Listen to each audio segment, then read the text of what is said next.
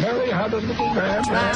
The fourth, we believe that all men are created equal. To the magnificent mosaic that is America. From radio beacon to radio beacon. I have a dream. Change has come to America. Believe me. Help is on the way. Knock, knock. Who's there? It's a figment of your imagination. Randi Rhodes Show. Turn up your mind. More than 1.5 million refugees have fled Ukraine since Russia invaded. But I can't go back because there is no place to go back anymore. The UN says nearly half of the people fleeing Ukraine are children.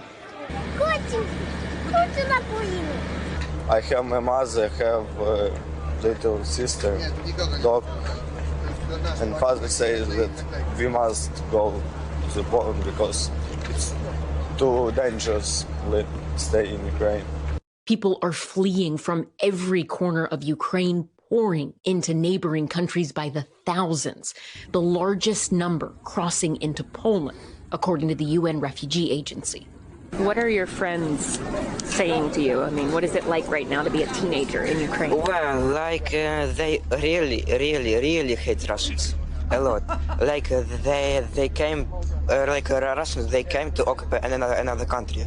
Like they are really angry with Russia, and of course they are also scared. Using a directive established after the Balkan Wars, the European Union unanimously agreed to offer temporary protection to Ukrainian refugees and third country nationals with protected status or permanent residency in Ukraine. It gives Ukrainian refugees access to housing, education, other social welfare programs. They don't have to file individual asylum claims, and it can be extended up to 3 years. Ludmila believes Ukraine will win this fight, but at 83, she fears this is the last she'll see of her beloved Ukraine. But it's so painful in my heart. We've been to 6 crossings on the Polish-Ukrainian border and have seen the best of humanity. Kindness, bravery. I brought my daughter to a safe place, to Czech Republic, and my parents, and now I'm returning back to help my husband and my friends in this fight. Wow. So people are actually leaving, and then they're turning around and going back. This is amazing. I've never seen, a country so determined as a David and Goliath scenario, where obviously Ukraine is so outgunned, outmanned, out everything. But the truth is that the world is just disgusted. The world has turned against Vladimir Putin, except, in Russia, because Russia is like, it's like a whole country of people watching Fox News all the time. And now the internets are starting to get blocked. The internets are starting to get pulled down. Putin has stopped Facebook from, being available to Russians. TikTok has said that they're not going to broadcast in Russia anymore. So, you've got this this pariah status. You've got a North Korea thing going on inside Russia. I don't know if anybody ever followed like what happened in Chechnya. I doubt it. I doubt it really, highly. But for some people who know what happened in Chechnya, okay, what's really creepy, the reason why we didn't pay any attention to it is because it was Vladimir Putin attacking yet another Russian, country. Chechnya was part of Russia. It is part of Russia. But anyway, what happened there was he bombed it to smithereens in the same manner in which he's doing, to Ukraine, which is not part of Russia. And then after he bombed it to, like a shell of its former self, he literally killed just about everybody and rebuilt it. He rebuilt it. And it's like a Potemkin village in this way. I mean, nobody can afford to live in any of the apartments that he built, right? And so what's really, really, really ugly about it is the society there is closed. It's a closed society where I mean, if you know about East Germany or North Korea being hermit nations, right? If you know anything about that, that's what Chechnya is. That's what he's turned it into. There are pictures of him all over the streets. There's, Russian flags and blah, blah, blah, and all this. But there's no freedom at all. And anybody that, represents any kind of not even a threat, but a question to him about their loyalty to him, the secret police show up at their house and they will arrest them and they will jail them. They will beat them. They will intimidate them. So this is basically what he wants to do to Ukraine. And Ukraine is having none of it. Ukraine has been independent for over 30 years now. It's only 30 years, but it's been 30 years of insane development, 30 years of intense democracy, 30 years of freedom, 30 years of religious freedom and freedom of speech and freedom of movement. They can go back and forth between other countries in Europe or to Russia and back. And they're not willing to give this up, and they're not willing to live in the Soviet Union.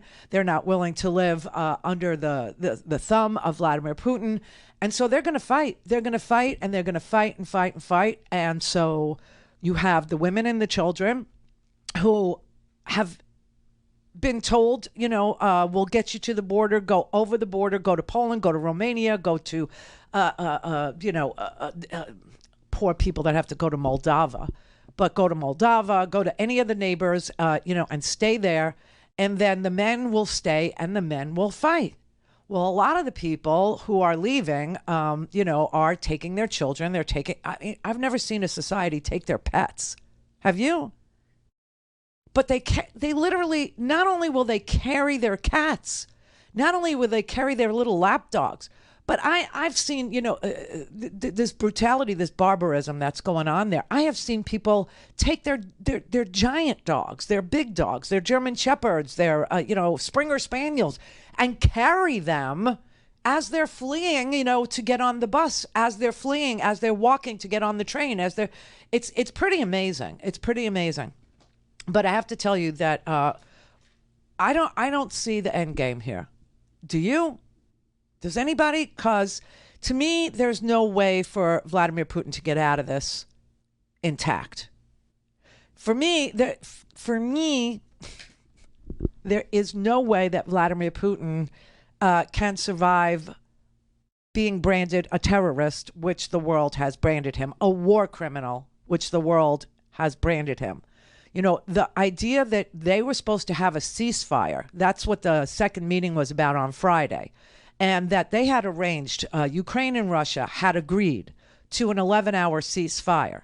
And that was to allow for the Ukrainians to leave the suburbs. That was for the Ukrainians to leave cities that he's already destroyed in the south, like Mariupol in the south. In the north, you had suburbs of Kiev. You had suburbs called Irpin and other suburbs. And they were asking for a ceasefire for safe passage so that the women and children could go and, get to Poland or get to Romania or get to Hungary or get to Moldova, right? And the Russians apparently agreed to give them 11 hours to get the hell out. And while they were getting the hell out, he's firing rockets at them and shelling them and killing them on the way. This man is such a terrorist. He's such a barbarian that even when he agrees to do anything, when he agrees to a ceasefire, when he agrees to allow for safe, he reneges on it. He can't. His word means less than Donald Trump's word on anything. I mean, he is a world heavyweight champion barbarian. Barbarian. He's employing the methods of Nazi Germany while actually projecting that he's fighting Nazis in Ukraine, which is bizarre because Ukraine is a multi-ethnic, multi-religious country with a thriving Jewish population. And you know that Zelensky's Jewish and some of his family were lost in the Holocaust. But that, whatever. I don't see how Putin gets out of this. Do you? Now, the idea that he's painted into a corner shouldn't be lost on anybody, but the idea that he's got, weapons, let's say, in that corner also shouldn't be lost on anybody. So what's the end game? All things Randi at RandiRhodes.com. Go for launch. Speaking truth to power, the Randi Rhodes Show. what's happening inside Russia. Putin's angry about what's happening in the war. He's disappointed there, and he's feeling it inside Russia. You don't close down Echo Moskvy and Dozh TV, two of the leading independent television station and radio station, if you're winning the war, right? That's what he just did a couple days ago. He just shut down Facebook. Think about that. He just shut down Facebook. You don't do that if you feel like you're winning the war and winning the argument. And there is something cataclysmic going on in terms of support for his regime. This is a major break, I think, inside Russia. That's not to say the regime will fall or Putin will fall anytime soon. We're horrible at making those kinds of predictions, and we should be careful. But the fact that he's taking even more extreme measures, turning Russia into North Korea, suggests to me that he understands that he's losing this war and he's losing his people's support for this war. So he shut down Facebook, right? And they passed some law in the Russian Duma. They passed a law last Friday, I guess it was, while we were talking to you. They were very busy outlawing what they're calling fake news. Yeah.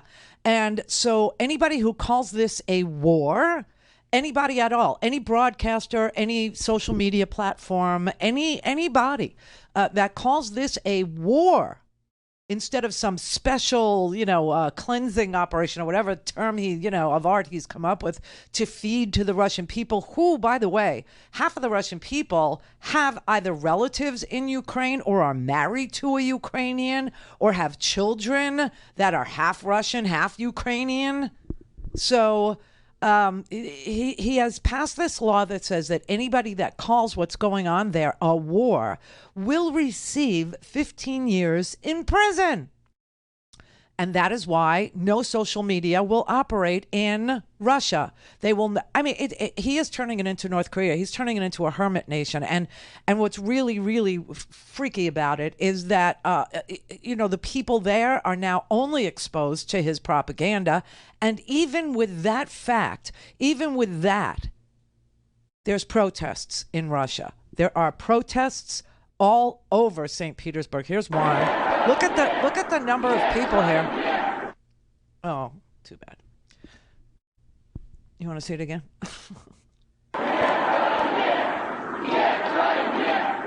Niet vanye. No war. But there's protests all over Russia. People are livid. People are freaked out, and they're going to jail. He arrested like 5,000 people over the weekend, like 5,000, and so there were 7,000 arrested prior to the weekend. He just keeps on, taking old ladies and little kids and students and everybody, and throwing them in the gulag. Meanwhile, the world has put Russia in Siberia. Basically, we have told him that he is not a welcome participant in the world. And, now America has to make this decision about whether or not we want to stop buying Russian oil, which it's an easy call. OK, everybody, it's an easy call. I think 3% of our oil is Russian. OK, 3%. It's a teeny tiny itty bitty little tiny bit, which we could more than make up for. With drilling ourselves, if that's what we wanted to do. But honestly, it has nothing to do with the price of a barrel. The price of a barrel is ridiculously high, because OPEC is gouging us and has been since before this happened, to make up for the pandemic losses when people weren't flying, when people weren't driving long distances, when people weren't going to work. They were staying home and working from home, right? And so you had a very, very, low consumption of oil, which was bad for OPEC. And now they're gouging the crap out of you. And also, because Putin has done this, they're pricing a barrel, OPEC is, and, there is OPEC Plus, which, Russia is part of.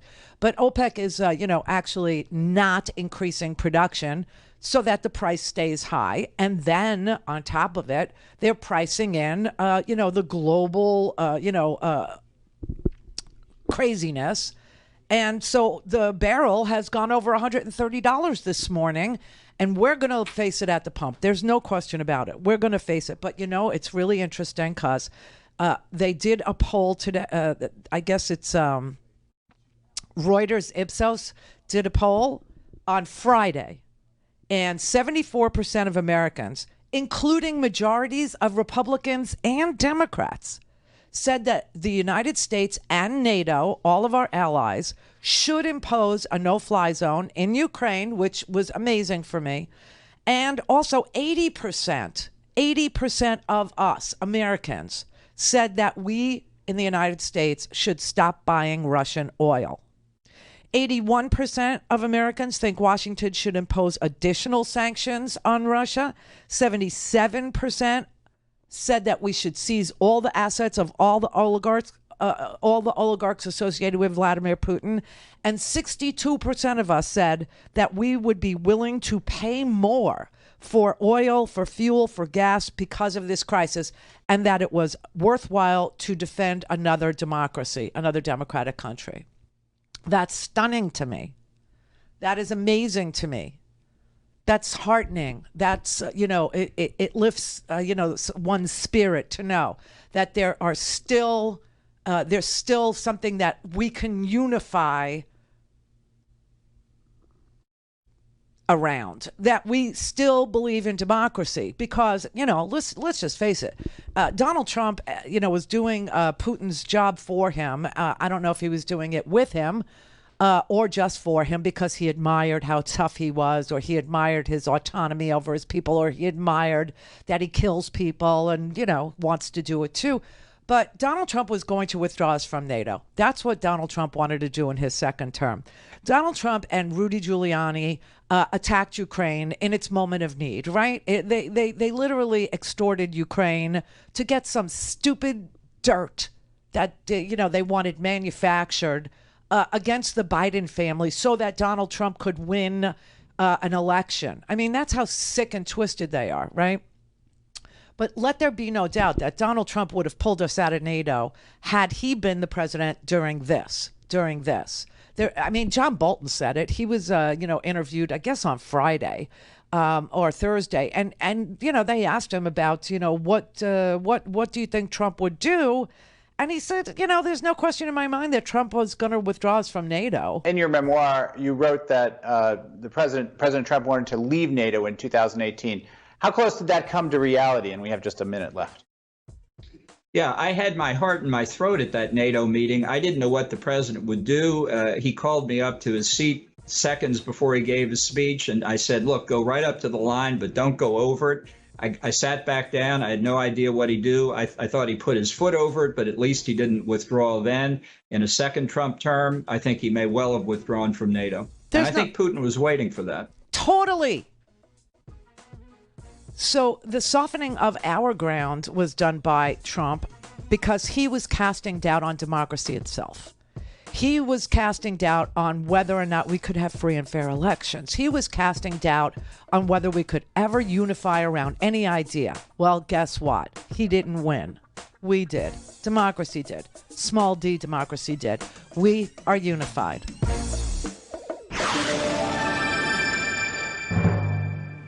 Call in, connect. To speak to Randi, call 561-270-3844. 561-270-3844. NATO has said none of its 30 members are willing to set up a no-fly zone. President Biden has been very clear he has no interest in that or combat troops. But what more can the United States do here? If, for instance, the Polish government, a NATO member, wants to send fighter jets, does that get a green light from the U.S., or are you afraid that that will escalate tension? No, that gets a green light. In fact, We're talking with our Polish friends right now about what we might be able to do to backfill their needs if, in fact, they choose to provide these fighter jets to the Ukrainians. What could we do? How can we help to make sure that they get something to backfill the planes that they're handing over to the Ukrainians?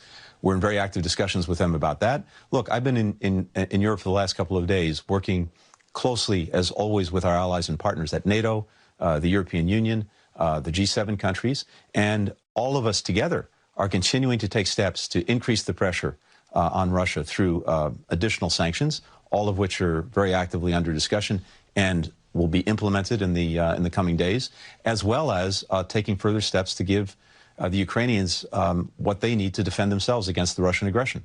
That's good news. That's very, very, very good news. So I believe that we would have to have a piece of legislation come out of Congress and get to the president's desk for his signature in order to sell or backfill, which is how Anthony Blinken discusses this issue, backfilling Polish needs for fighter jets, right? That we would sell them F-15s, F-16s, if they would then transfer MiG-29s and some other Russian equipment to Ukraine for their use, right, in protecting their skies. I think that would require legislation. I'm not 100,000% sure, but I really do think that it would have to go through the Armed Services Committee, et cetera, get a vote on the floor, get through the Senate, and get to the president's desk in order to transfer fighter jets to Poland, to replace the ones that they are willing to give to Ukraine. And Ukraine desperately needs air power. There is no question about it. Zelensky has said, there was a big phone call there were like 200 members of the House and the Senate on a phone call this weekend. And I guess Mitch McConnell asked Volodymyr Zelensky, like, what do you need the most? What's the one thing you need the most? And he was saying, well, I really need a no-fly zone, but if you won't do that, if you won't do it, he said, I need the jets. I need the planes. And, of course, it has to be stuff that the pilots in Ukraine can fly, that they're familiar with, that they've trained on, that they know how to, just get in and go. And what they know are Russian MiGs. What they know are Russian equipment. They know those fighters. So, we desperately needed. When I saw that Putin was firing at these people after he agreed to a ceasefire, listen, we know we're watching war crimes. We know we were watching war crimes on Friday. I think the name of the show on Friday was I watched war crimes on the TV. Do you know what I'm saying? Everybody knows that Putin is literally, it's not collateral damage that civilians are being killed. They are the target. They are the target for Putin. Why is he doing this? Well, he's doing it the way the Nazis did it, to instill terror and fear. He's a terrorist. To instill terror and fear and intimidate people into giving up, into not fighting back, into laying down and taking it, right? And, the people in Ukraine are having absolutely none of it. They will not lay down. They will not go quietly. They will not resist. They will resist. They will resist with every last ounce of energy. You see 83-year-olds that are willing to do this. You see, 68-year-olds out there fighting. You see, people that are dropping off their relatives, turning around, and then after driving 4 days to drop them off in, Poland or Romania, then turning around and going right back to Kiev, going right back to Ukraine. I mean, it's really, really amazing because they've experienced Russia and they've experienced freedom, and they will never go back to Russia's way. They will never surrender their freedom. They know it. It's new. They've only had it for 30 years, and they're not going backwards. They're not going to a closed society. They're not going to go be under the boot of, and now they know he's a terrorist. Now they know he's a fascist. Now they know exactly who he is. They always suspected that, he was ruling with an iron fist. They always suspected that he arrested people. They know that he did. But this is a bridge too far for them. They're not going to go back. They're not going to give up what they've already experienced. And that is something that I don't know if Putin counted on. He didn't count on it. I know his soldiers weren't told. I know that much. But the truth of the matter is they're not. They're not going to give up. And so the only thing that could actually affect things without them having to die for their democracy is if the oligarchs actually suffer enough pain. And this was the creepy part. You remember? I guess I don't even want to play it. It was Lindsey Graham. You know what I'm talking about, right? Lindsey Graham said that we needed to, I don't even want to say it out loud because it's perfect propaganda for Putin, right? To say, it's time for something to happen to Putin, blah, blah, blah. And he used the big A word and all that. Well, you know why Lindsey Graham said that? Lindsey Graham said that so that it was as a favor to Putin. No, I'm not kidding. You know, these right-wing lunatic fringy people, they love autocracy. They love the whole idea of it. They think somehow they will get a share in the spoils of an autocracy, a share in the spoils of an oligarchy, a kleptocracy. They think that somehow their loyalty will be repaid by the autocrat the way that the oligarchs got repaid by Putin. And so they have these, sugar plum fairies dancing in their head with dreams of, running the steel business in the United States, or being given the oil sector in the United States, or being given the, communication sector in the United. You know what I'm saying? So he actually says this out loud, right? And guess what happens to that soundbite? Yeah, it's all over Russian TV.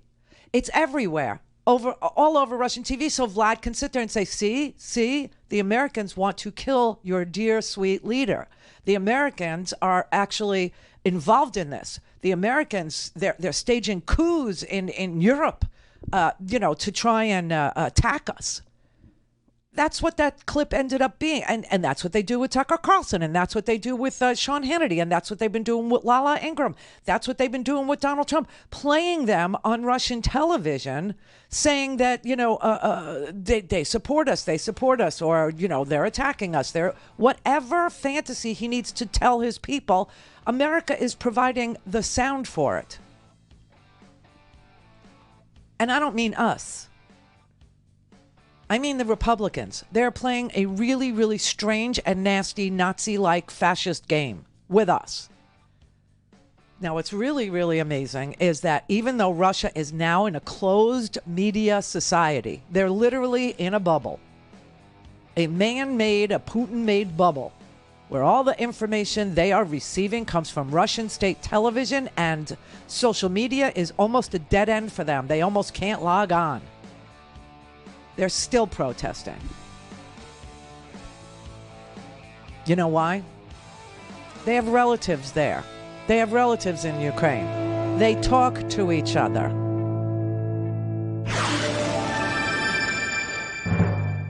This is the Randi Rhodes Show. To speak with Randi, dial 561-270-3844. That's 561-270-3844.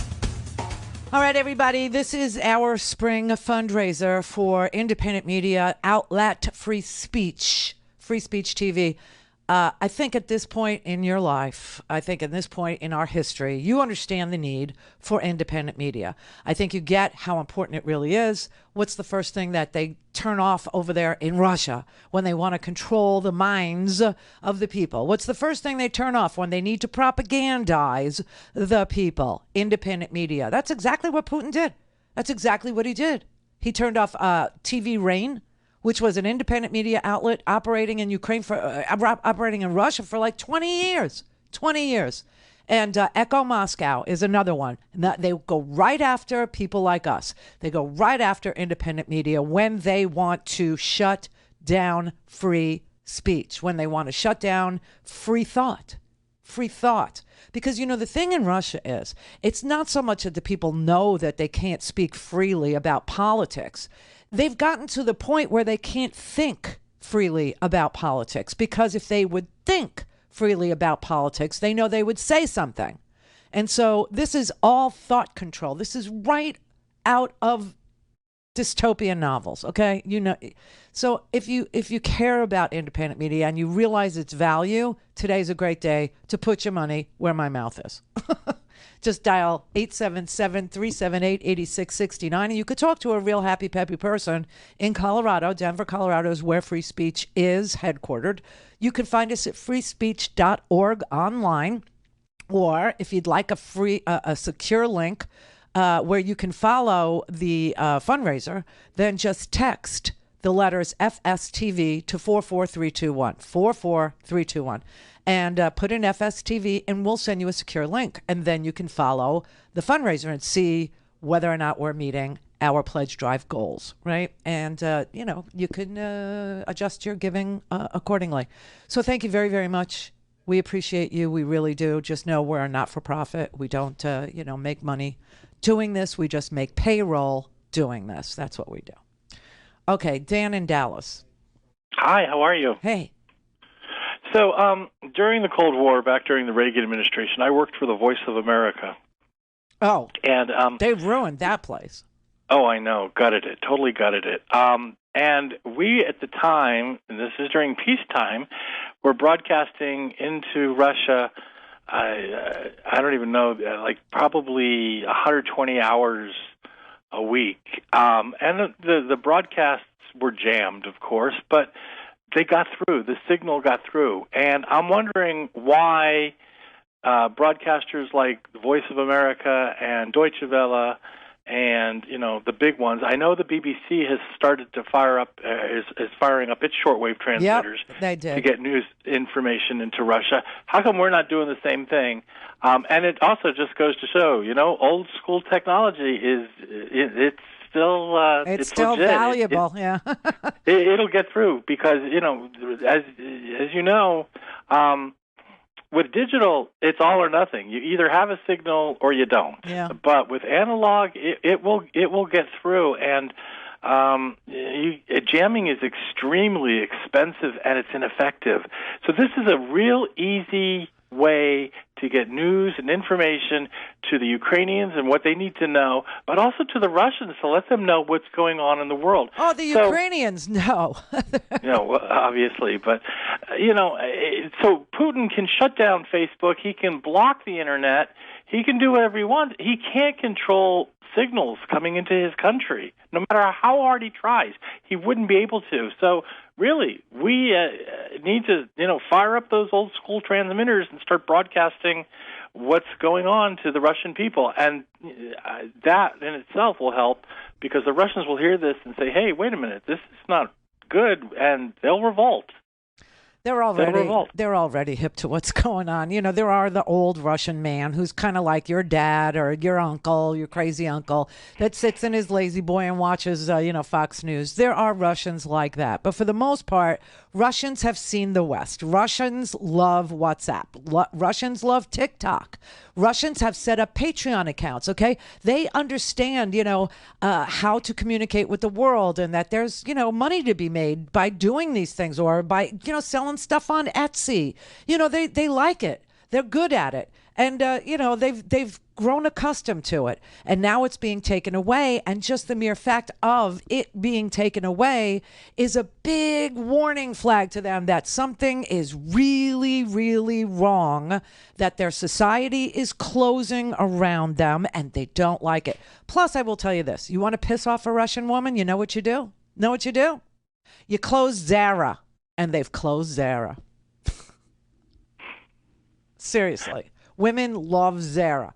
What's Zara? You don't know what Zara is? It's clothing. It's a clothing store for like a discount. I love Zara. You don't know what Zara? It's like H&M. You know H&M? Yes. Well, Zara is like a little bit better than H&M. I feel like if this conversation continues, I'm going to get massively exposed. As being a boy? As being somebody who doesn't know what to buy for his girlfriend. Oh, well, that's a crying shame. I mean, working with me, there's just, I've taught you to cook now, haven't I? and yet I still screwed up the spinach dip recipe you sent me. You forgot the sour cream. Can't forget the sour cream. All right, Sandra in California. Sandra.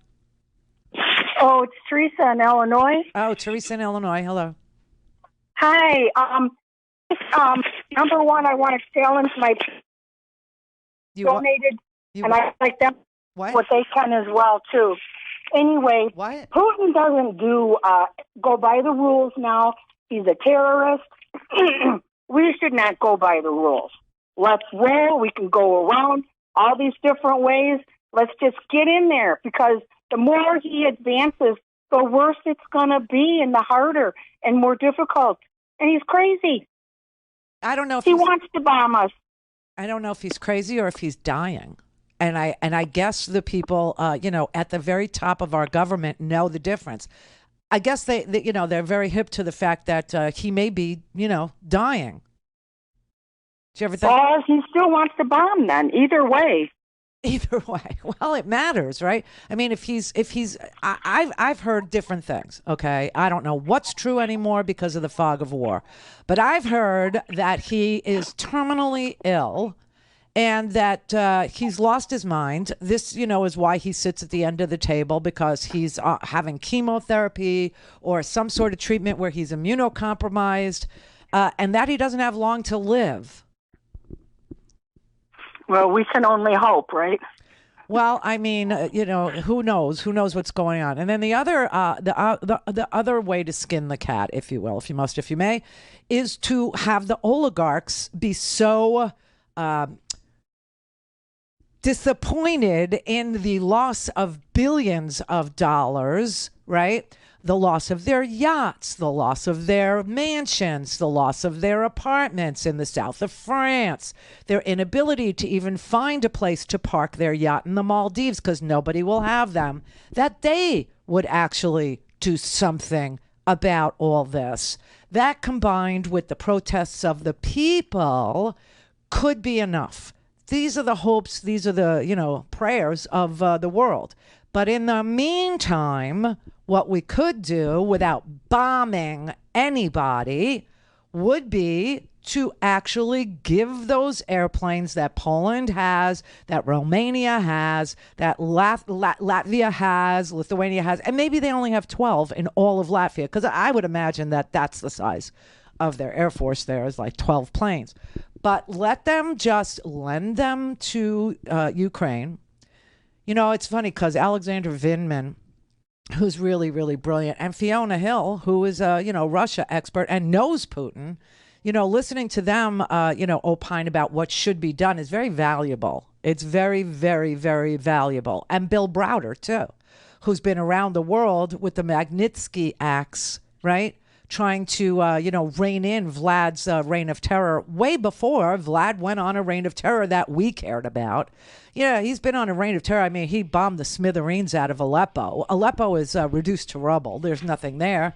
And he did the same thing in Chechnya, but nobody cared because, it was Chechnya. It was his Russia, and he got to do what he wanted. And nobody cared about what he did in Syria because we left Syria, and we gave it to him. That's what Trump did. And on the way out, remember, Trump, abandoned our allies, the Kurds. So not only did he abandon Syria, but he abandoned the allies we had who were fighting for us in Syria, the Kurds. Oh, God, our foreign policy. It's just, but anyway, so there are hopes out there that we could pass the planes, let the Ukrainians, secure their sky while we figure out what's going to happen to Vlad.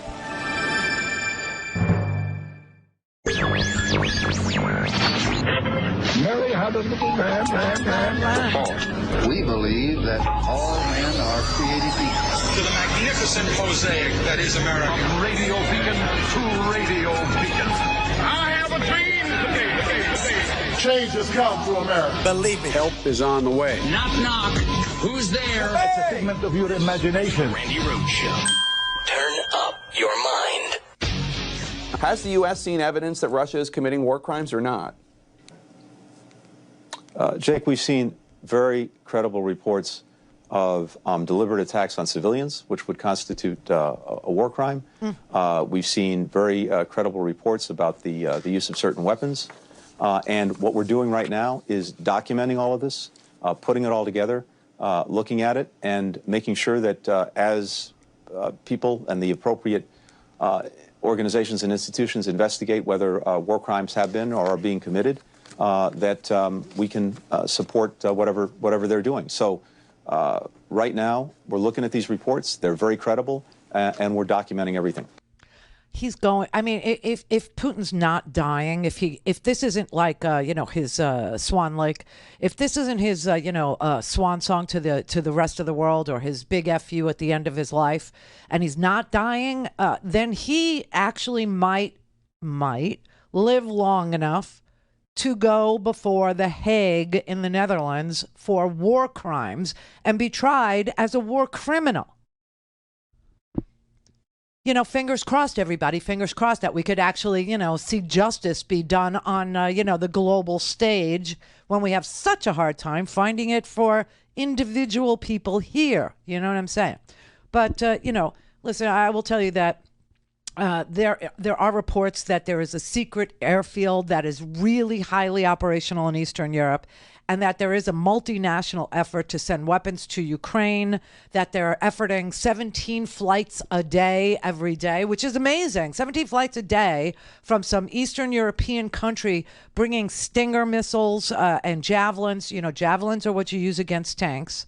And Stinger missiles are those M-pads, command pads, right? Those are the shoulder-fired weapons that you use to take down aircraft, right? Those were the things that the Afghans had that were so terrible for, Russian pilots and American pilots, in their Afghan war efforts over there.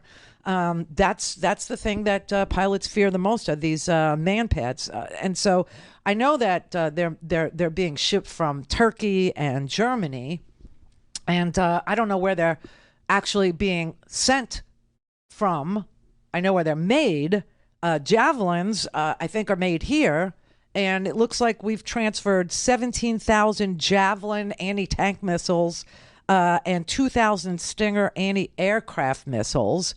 That's according to a senior U.S. official who, won't be quoted. But so, and Mark Milley, General Mark Milley, the Joint Chiefs of Staff, he went to some undisclosed airfield last week near the Ukrainian border that has been the hub for shipping weapons.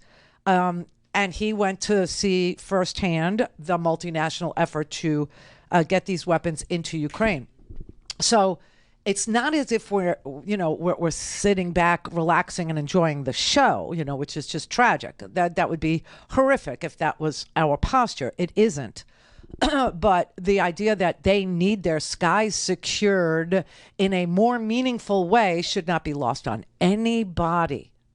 Everybody needs to know that the only thing that Ukrainians have asked us for, the only thing that they have begged us for, is a no-fly zone.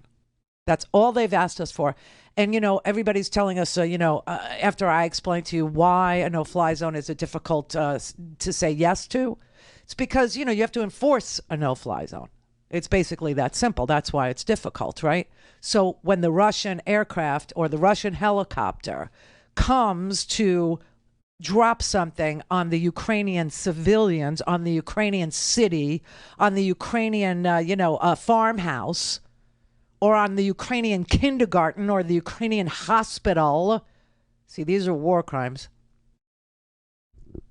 We, or whoever is enforcing the skies no-fly rule, would have to then fire at the Russian, the helicopter or the airplane. I don't think the Ukrainians have an issue with it. In fact, I'm sure they don't.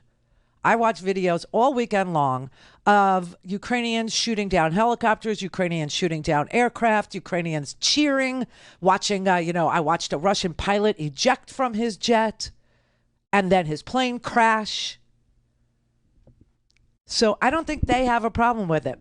The reason why America doesn't want to do it is because Vlad will then attack our NATO allies. Vlad will then perhaps attack us.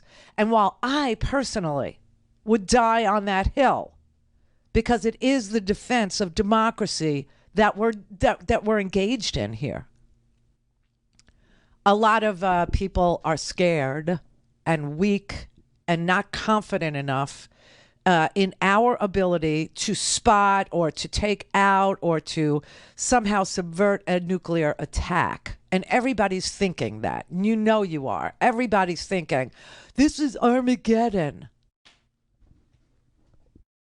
I don't think it's Armageddon. Do I think that he would use a tactical nuclear weapon, meaning a smaller nuclear weapon, on a place like Poland? Yes, I do. Do I think that he would use a small tactical nuclear weapon in Ukraine? I don't know. We're going to have to wait and see, aren't we? Because that's the object of his desire right now. That's the object of war right now, is Ukraine. So if he's going to do something like that, then he would do it there. I'm not real clear about what we're waiting for, but I will tell you this. Before anybody had nuclear weapons, when FDR was president of the United States and the Nazis started taking, various European countries like Poland, like Czechoslovakia, we didn't do anything. We did Lend-Lease. So you know what Lend-Lease is? So, okay, after World War I, we said, this was why we had World War II, actually. The Treaty of Versailles was really stupid because it looked at war-torn countries like Germany, and it said to them, okay, now pay us back. Pay us back. After you've been, bombed to smithereens, find a way to pay us back. And they couldn't. They couldn't. And it was a very stupid treaty. So when they couldn't pay us back, and neither could, the UK pay us back, Britain couldn't pay us back. We said during World War II, when the when London and the Brits were like under massive attack, like the Ukrainians are now, but even more severe. Okay, we said, all right, we know you can't pay your bills. We get it. So you know what we'll do, because we had a law in this country that said that if you didn't pay your bills from World War I, we can't give you, we can't sell you, we can't, lend you money. Yeah. 1934, we passed a stupid law like that. So then, of course, the world took advantage of that fact. And so they attacked, again, Europe. And so we came up with Lend-Lease, which was, okay, we'll lend you these things. We'll lend you the weapons. We'll lend you airplanes. We'll lend you the jet fuel. We'll lend you bombs. We'll lend them to you. And then you'll lease various, territories that you have possession of to us so that we can then base there, because that's all we were ever, thinking about was basing.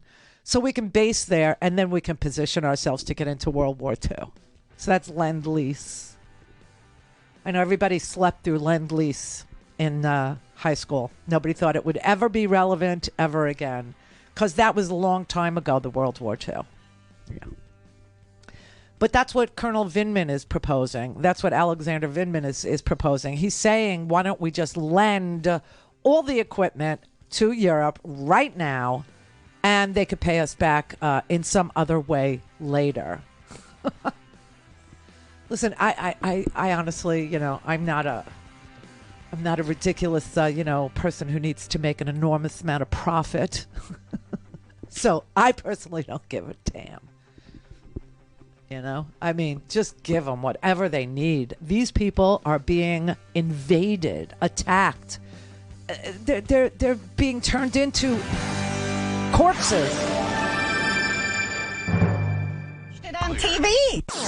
All things Randi at RandiRhodes.com. Go for launch. Speaking truth to power, the Randi Rhodes Show. When you were Donald Trump's national security advisor, his administration had its own stop and start, stop and go, certainly confused handling of its relationships with Ukraine. Looking back on it, do you believe that? Could you have done more to help the Ukrainians prepare for this moment, or are you satisfied with how that administration handled its Ukrainian portfolio? No, I think it went very badly. It was hard to have discussions on geostrategic issues when the president's main interest was getting Rudy Giuliani in to see Zelensky so they could go find Hillary Clinton's computer server. And I think that by interjecting Ukraine into the maelstrom of American presidential politics in 2019 and 2020 made it impossible for Zelensky to establish the kind of relationship that he needed with Ukraine's potentially most important supporter. It's unbelievable. It's really an amazing thing that we had a president who cared more for Vladimir Putin than he did for democracy, than he did for our safety and security, that he did for American values abroad. It's pretty freaking amazing. And that's why he was impeached the first time. He was impeached the first time for extorting a young democracy like Ukraine and holding up their defense money because he needed a favor, though. And the favor was he wanted dirt on Joe Biden. He wanted them to lie to Americans that Joe Biden or Hunter Biden or so that they were dirty and that something horrible had gone. And Americans refused to even know where Ukraine was on a map, as Americans do. To this day, I bet you 3/4 of America couldn't even find Afghanistan on a map, and we were only there for 20 freaking years. And now they're outraged because we ended a 20-year war, but they didn't like the way it ended. Outraged, I tell you. But they can't find Ukraine. They don't know what Ukraine is. They have no idea what the culture of Ukraine is or what Ukraine means to NATO or that it's been acting as a democratic buffer between Vladimir Putin and the West, and that they've done it without being invited to join NATO, that they've done it without being asked to join the European Union, that they have literally stuck their necks out and chosen to be European instead of choosing to be Russian. And it was their choice. They could have chosen any direction they wanted to go in. And 30 years ago, they said, no, we're European. No, we're with the West. No, we're a democracy. No, we believe in striving and thriving and prospering through peaceful means. We believe in, taking care of our children, educating them, letting them think freely and experience life with all of its flaws and all of its gifts, unimpeded by a dear leader. And they chose this. And now, they're fleeing. They had to flee with their children just to sit it out in Poland or to sit it out in Romania. And they're willing to do it. And I don't know if you've noticed how calm they are. I don't know if you've noticed, you've had almost 2 million Ukrainians have to leave the country. That is the largest influx of refugees that anyone has ever seen, even in, World War II. It is such a huge amount of people moving over a border to other countries just to give the space to Vladimir Putin to destroy things without, taking out their families. I mean, it's just so amazing. And they're not trampling each other. They're not beating each other. They're not screaming at each other. So an old lady falls down, they pick her up. She can't walk, they put her in a wheelbarrow. Or she can't walk, they find a wheelchair. Or they can't do this, they put them on they make a hammock and they take them. I've never seen anything like it. And now you've had, according to the United Nations, 1.7 million Ukrainians leaving their homes since the 24th of February. I mean, this is just an amazing display of calm and courage and decency towards others. Why in the world would he want to destroy that? Because he doesn't want his closed society, which is even more sealed up now, to see that democracy works, to see that freedom is preferable than autocracy, to understand that democracy is an amazing society, that being free is everything. It's everything for the spirit. It's everything for the soul. It's everything for each other. It's everything for the children. It's everything for our society. And this is what Donald Trump and Vladimir Putin work so hard on destroying, the idea that democracy is great and that it works. And how did they do it? They set one American upon another.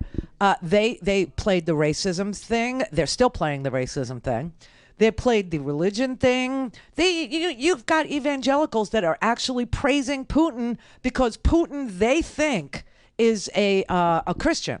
They think Putin and the Russian Orthodox Church is, an example for all evangelicals worldwide, and that, well, he chose, Christian nationalism. Well, so did Hitler. But people are very, very, very, very easily led. Let's just put it that way. Some people in this country are super easy. I mean, really easy. And they would give up democracy for Donald Trump. They would give up democracy for national Christian identity politics. And it's bizarre. It's absolutely bizarre. They move cases through our Supreme Court demanding more religious freedom for them. And you have to wonder, like, what is it that they're not experiencing a chance to do as Christians in this country? Answer: nothing. The big dividing line between what you can do in the name of religious freedom and what you can't do is you can't kill somebody, and you can't, like, if you're open to the public, you have to be open to the whole public. You can't discriminate against people because they're gay, or because they're black, or because they're Jews, or because you have a religion. And yet, in this country, it's creeping into our culture that, oh, yes, you can. Oh, yes, you can. Like, that's the whole Masterpiece Bakery case. That's the whole religious freedom, case. This is the whole degeneration of freedom of religion, freedom from religion, freedom, in this country to, not discriminate, to be undiscriminated against. I hope everybody is making a note of where it always ends and how the end looks. When you're willing to say there's one religion and the nation observes only that religion, and in that religion's name, we can kill you. In that religion's name, we can discriminate against you. In that religion's name, we can bomb you. We can, flay you. We can torture you. This is the slog this is the road we've been going down for a really long time. Maybe this is a wake-up call. Maybe people are starting to get it.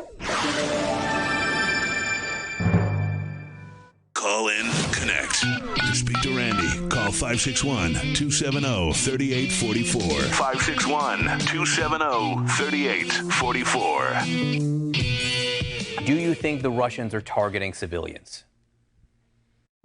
Yes, this is 100%. They are targeting civilians. Everybody knows where we are taking civilians out by car along the evacuation routes, and they are targeting these routes. They are targeting these people, and this is absolutely true. They're trying to intimidate our population, but they will not succeed.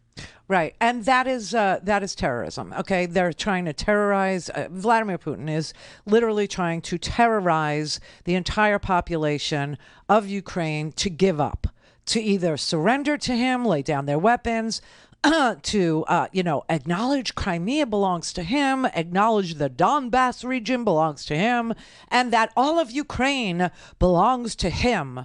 And they won't do it.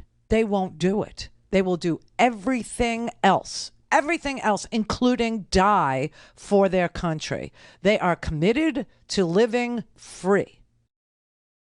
They know the difference. See, this is the problem with, like America. The difference of living in an autocratic kleptocracy, a mafia state, which is what Vlad's got going on there, and living free in this country. It's like the distant memory of not being free. It's something that we don't even want to talk about in school anymore. We don't even want to teach kids about what a rough time we had getting into the 21st century. We don't want them to be reminded of the struggle to be free. We don't want them to be uncomfortable about the struggles to be free, or the inconvenient truth that we're not completely and totally free without guilt and sacrifice, But Ukraine, they remember what it's like not to be free, and they will never go back. They will not go back. And so, this is the saddest thing ever. I think, this, it's not here. Hang on.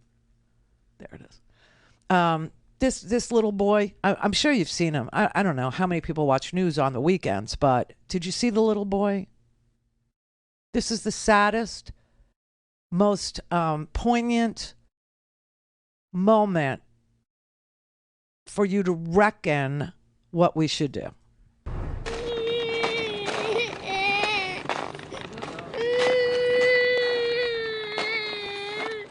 Of all the harrowing images we've seen over the last week and a half, this is one of the most haunting. A young boy, a refugee, carrying his bag, crying right across the border from Ukraine in Medyka, Poland. Perhaps that heartbreaking sound should be Putin's new national anthem for Russia. Yeah, good idea. That little boy is going to be an image that you will never, ever, ever forget. And it should be a reminder to everybody what's at stake here, what is actually at stake. You know, these young children, the rest of their lives, they're going to remember this. I mean, there's no way around it. I mean, I have videos that are so ugly. I don't even want to play them. I have them, but they're just so frightening and ugly and brutal of just a family, you know, walking down the street, trying to get onto a bus, trying to go to the train station, trying to get out of there and get to safety during a ceasefire, a negotiated ceasefire. Both sides agreed. And one side said, ha ha ha, no, and killed people with a rocket that just literally, blew down the street and killed a mother and two children just in a second, in a blink of an eye. They were just gone. And the only thing left were their suitcases, their mangled bodies and suitcases. This was during a ceasefire. You understand, you can't trust a man who lies like this. I just hope everybody understands that these lying leaders can never, ever be trusted with your children. They can never be trusted with your country, with democracy, with decency, with integrity. You can never believe anything at all, including, oh, we're going to enter into a ceasefire now. And so you can go, you can leave, take your family and just go. No. Those people became targets because he is targeting them because he's a terrorist. And he needs to be thought of that way. And Russia needs to be thought of as a terrorist state, as a not just a state sponsor of terrorism, but they are the state of terrorism. They are the originators of sheer terror. The stuff that they did this weekend, and all because why? Because America doesn't have the confidence or the bravery that it needs to stare down some guy who's threatening, nuclear, honestly. And that's what Zelensky's been saying all weekend. He's like, listen, you don't want to do a no-fly zone because you're afraid. You're afraid of Vladimir Putin. That's because you're weak and you don't have the confidence that you really need in this world to defend democracy. And I don't know that he's wrong about that. Unless people in a position to know everything they need to know before they make a really, really big decision about whether or not to put up a no-fly zone, whether or not to put American pilots in the air, whether or not to put American planes in the air, whether or not to, allow for weapons to be transferred from NATO countries to whatever, or bomb or whatever. Maybe they know something we don't know. And maybe the thing that they know is that Vladimir Putin is dying, or that Vladimir Putin is ready to kill himself. I mean, I wish he would just, take the cyanide pill and bite down on it the way all dictators do, because there's no way out for him. That's the real glaring truth about what he has done. He's been head of Russia for 22 years. And this is the biggest gamble he has ever taken. And you have to sort of sit there and say, why? Now, some people are offering explanations about, he had COVID, or the whole time that Russia was on lockdown, he was in the basement, in the Kremlin or in his mansion, looking at old photos of the old Soviet Union and the maps and the glory days and blah, blah, blah. And he just got real nostalgic for the empire. And that's why he's doing it now. Or, they fed you some. I can't hear that.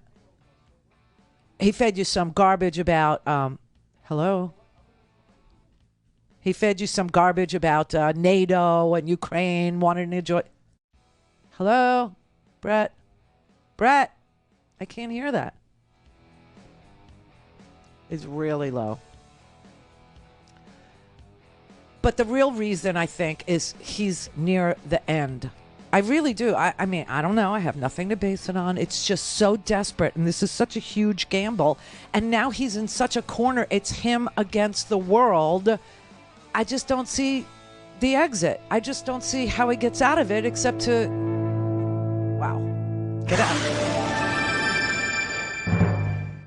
This is the Randi Rhodes Show. To speak with Randi, dial 561-270-3844. That's 561-270-3844.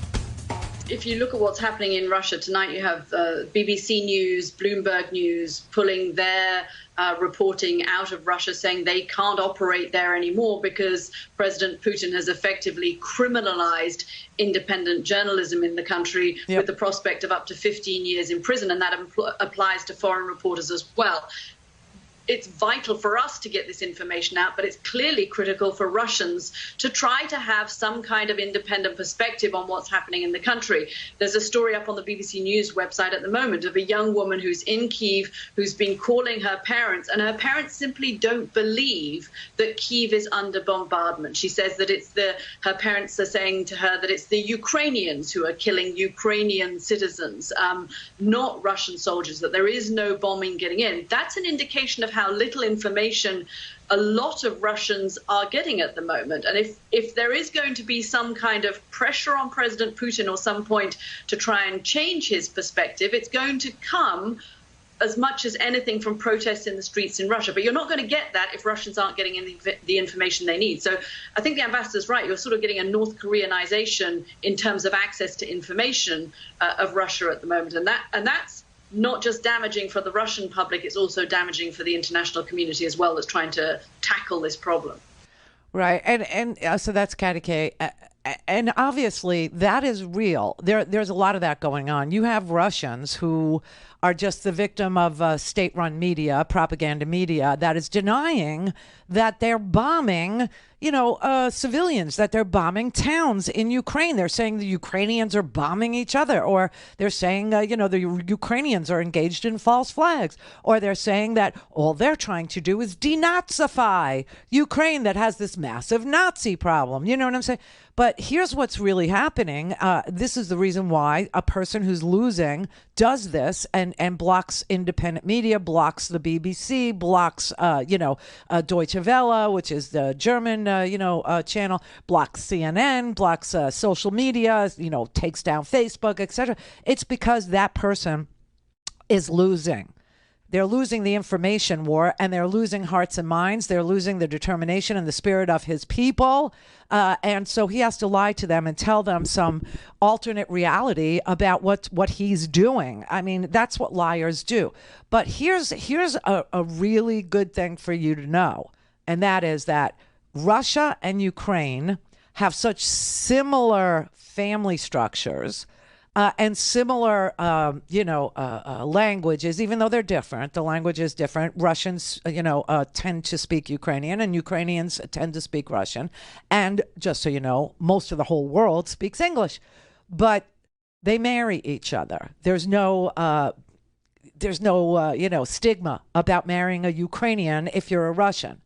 And so what you have here are cousins that grew up together, parents, one is Russian, one's Ukrainian, right? And they are literally texting Russians. Ukrainians are texting Russians, Russian cousins, Russian family members, Russian friends, pictures, horrifying pictures of dead Russian soldiers, horrifying pictures of dead moms and children at train stations, or in Irpin, or in Mariupol, or in little towns scattered around Ukraine. And some of the pundits some of the Putin sympathizing pundits, their version of ours, of our Tucker Carlson, of our Laura Ingraham, of our Fox News, they're starting to get these text messages and they're complaining about them on their TV shows, saying that they are getting texted 20 times an hour or 15 times an hour or 2,000 times a day, and being inundated with Ukrainians who are showing them what is actually going on, so that they will stop propagandizing. They will stop covering up the crime. So there's a lot more to what's going on there. And the reason why we went after the oligarchs is not because of any reason like we want their money or we want their boat. No, we did it so that they would get so pissed, so angry with their leader that they might do something about him. And the other thing that Putin's afraid of is not just the oligarchs turning on him, but the thing that he's most afraid of are his people. Russ in New York. Hi, Randy. Hey. Hey. So you're calling for regime change? You want Putin removed as like regime change, right? Did I say regime change? I said that, you didn't say it. I said that there's no way out for him that I can see. Mm-hmm. Okay, because that didn't go too well in Iraq, Libya, Syria. I said that there's no way out for him that I can see. Can you? What's the way out? Well, the whole world is against this guy. The whole world. Not just Iran, not just, neighbors. The whole freaking world. You know who isn't? India, Pakistan, China.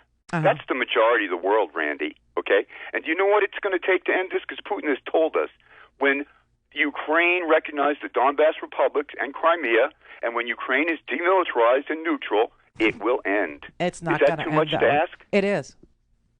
Okay, that's too much, do you think, for that to ask of Ukraine is yes. to put the weapons away? That's like saying, put what weapons away? They don't have weapons that they need to put away. He's bombing the crap out of them. They are not going to lay down and take it, okay? It's just not going to happen. That's like saying, okay, could you just give Texas to Mexico? He's being very restrained, Randy. He's securing the facilities, the nuclear facilities. You're He's going insane. about it very deliberately. He's fighting like a Nazi. He's bombing cities. He is not. And, he is. To say that is to put down all the Jewish people who died in the Holocaust. Okay? No, but he is not Hitler. Not. He is Hitler. Hitler. Yes, he is. Yes, he is. He's fighting just like Hitler fought in Leningrad, okay? He's fighting the exact same way. The Battle of Stalingrad, the whole battle there, okay? You know how long that went on? That went on for 3 freaking years. You know who... How long? Okay. How long has this gone on? How long has this gone on? It just started, but I'm saying the way that he's bombing cities is the way that Hitler bombed cities. The Blitzkrieg. Yes, exactly. You know what Blitzkrieg is? Yes, That's London. Not Blitzkrieg. What are you talking about? If bombs are falling on your head, it's Blitzkrieg. If he's taking Mariupol, if he's taking Odessa, if he's taking Kiev, if he's taking Kharkiv, which is the second largest city in that entire country, that's Blitzkrieg. Holy crap. You really are a bunch of lily-livered cowards. You really are. That's amazing to me. Jeff in Denver. Yes, Randy, great to talk to you. Hi. I have a thought, and I have not been able to find a lot of information about this at all. Nuclear bombs cost a lot of money to maintain. And the one thing I'm kind of wondering is the Russians are rolling in 30, 40-year-old broken down tanks, broken down equipment, showing obvious signs of wear and tear and neglect. It scares the bejeebers out of me that they might have nuclear bombs that are not being taken care of as well. And if somehow he is forced to use those or not use those, I'm not Why sure does everybody go straight to the nukes? I don't. It's not the nuke. It's a nuke, and what is the consequences of a neglected, military and industrial? So here's the thing: they have 15 nuclear reactors in Ukraine. He's already taken 2 of them. Okay, Chernobyl, which isn't operational, and this other one, that is very hard to pronounce. But he's taken these 2 nuclear, reactors, and he's trying to take another one. Why do you think it's going to be his nuclear weapon and not their nuclear power plants that get them in trouble? I don't know why people go there. Yeah, I'm not sure if I'm going anywhere per se, other than the finances of this whole damn war just don't make sense. So here's the thing. Here's the thing. Okay, as far as nuclear goes. So as long as a country, let me get this right, as long as a country like Pakistan, guy brought up Pakistan, has nuclear weapons, they're greenlit to do whatever the hell they want to whoever they want, whenever they want. Is that your position? I can't, for the life of me, tell. I mean, honestly, I really don't think there are enough people in the chain of command that would do it. And people call me stupid and ignorant and naive and whatever. But what you're saying, what everybody is saying, is that if you're a nuclear power, you get to do whatever you want, to whomever you want, wherever you want, whenever you want, with no pushback, with nobody fights you. They just surrender their land. They just say, oh, here, you take Crimea. Oh, here, you take eastern Ukraine. Here, you can have the Donbass region. You know what? We'll even throw in Mariupol and Odessa, too. What the F, people? Really? Because this weapon, because of that weapon.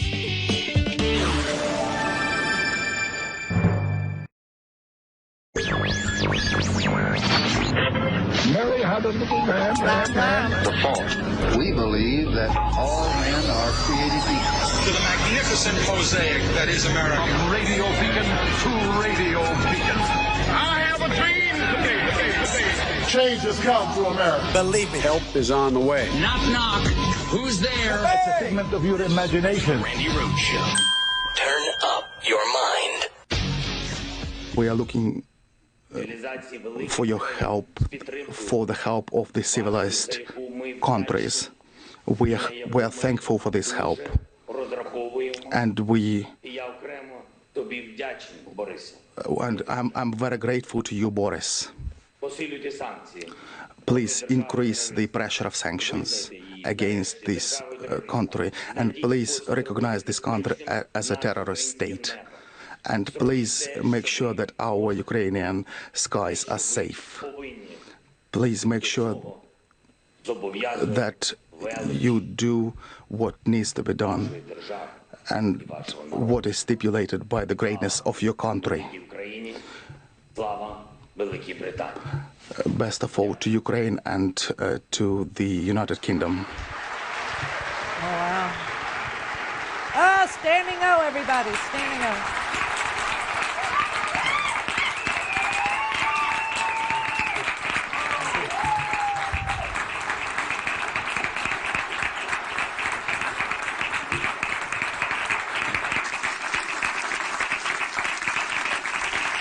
Wow. Wow.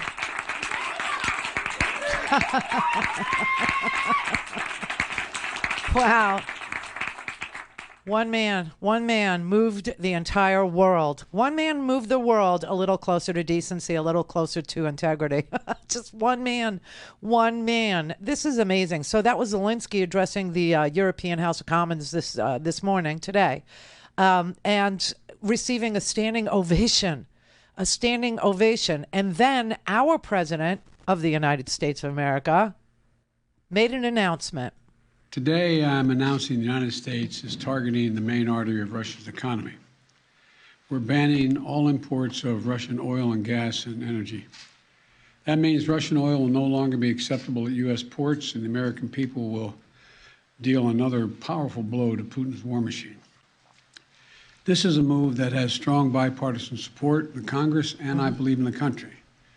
Americans have rallied to support their Ukrainian people and made it clear we will not be part of subsidizing Putin's war.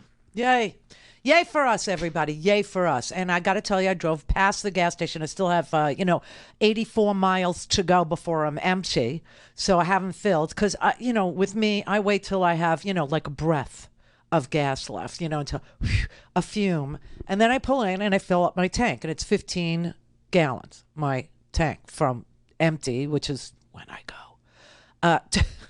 It takes people's breath away. They're like, how long do you drive on fumes? I'm like, till I can't. Till I can't.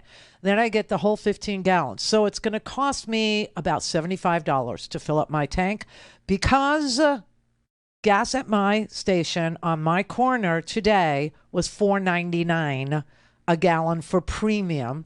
And Brett filled up his tank today. He's got a little car, a little Ford Fiesta, yes. And it cost him, what, $50 to fill up 10 gallons or something like this, 12 gallons? Yeah. $50. I thought it was a mistake on the No, read. it's not a mistake. But I just want everybody to know that does not have anything to do with the announcement today that we're no longer going to buy Russian gas or oil, because we only get 10% of our gas and oil from Russia. And the prices at the pump today have nothing to do with what the president said today. Yeah, I didn't appreciate you telling me that. I got done pumping my gas, and I'm like, you know what? If this is the price to stick it to Russia, the price to try to get Ukraine, I'm like, I'll pay it. And then I come in feeling like a hero, and you drop that little bomb on me. Well, it's not really a bomb. Okay, so this is what the market does. The market prices in these things, the lay of the land, the geopolitical contretemps in the world, right? But the problem here is that we have our own oil. We have our own production. We have our own ability to have enough oil and gas for everybody in this country that wants and or needs it. We do. Problem is, we have oil companies that want to wait until the top of the market to start producing. That's what's going on here. Listen, we can go through the gas thing, and I think we should. I really think we should, because people are going to start to scream. Like right now, I have to just tell you, the support for Ukraine is enormous in this country and around the civilized world, meaning democracies. Every person in this country, almost to a man, almost to a woman, supports a ban on Russian oil, even if it meant higher gasoline prices.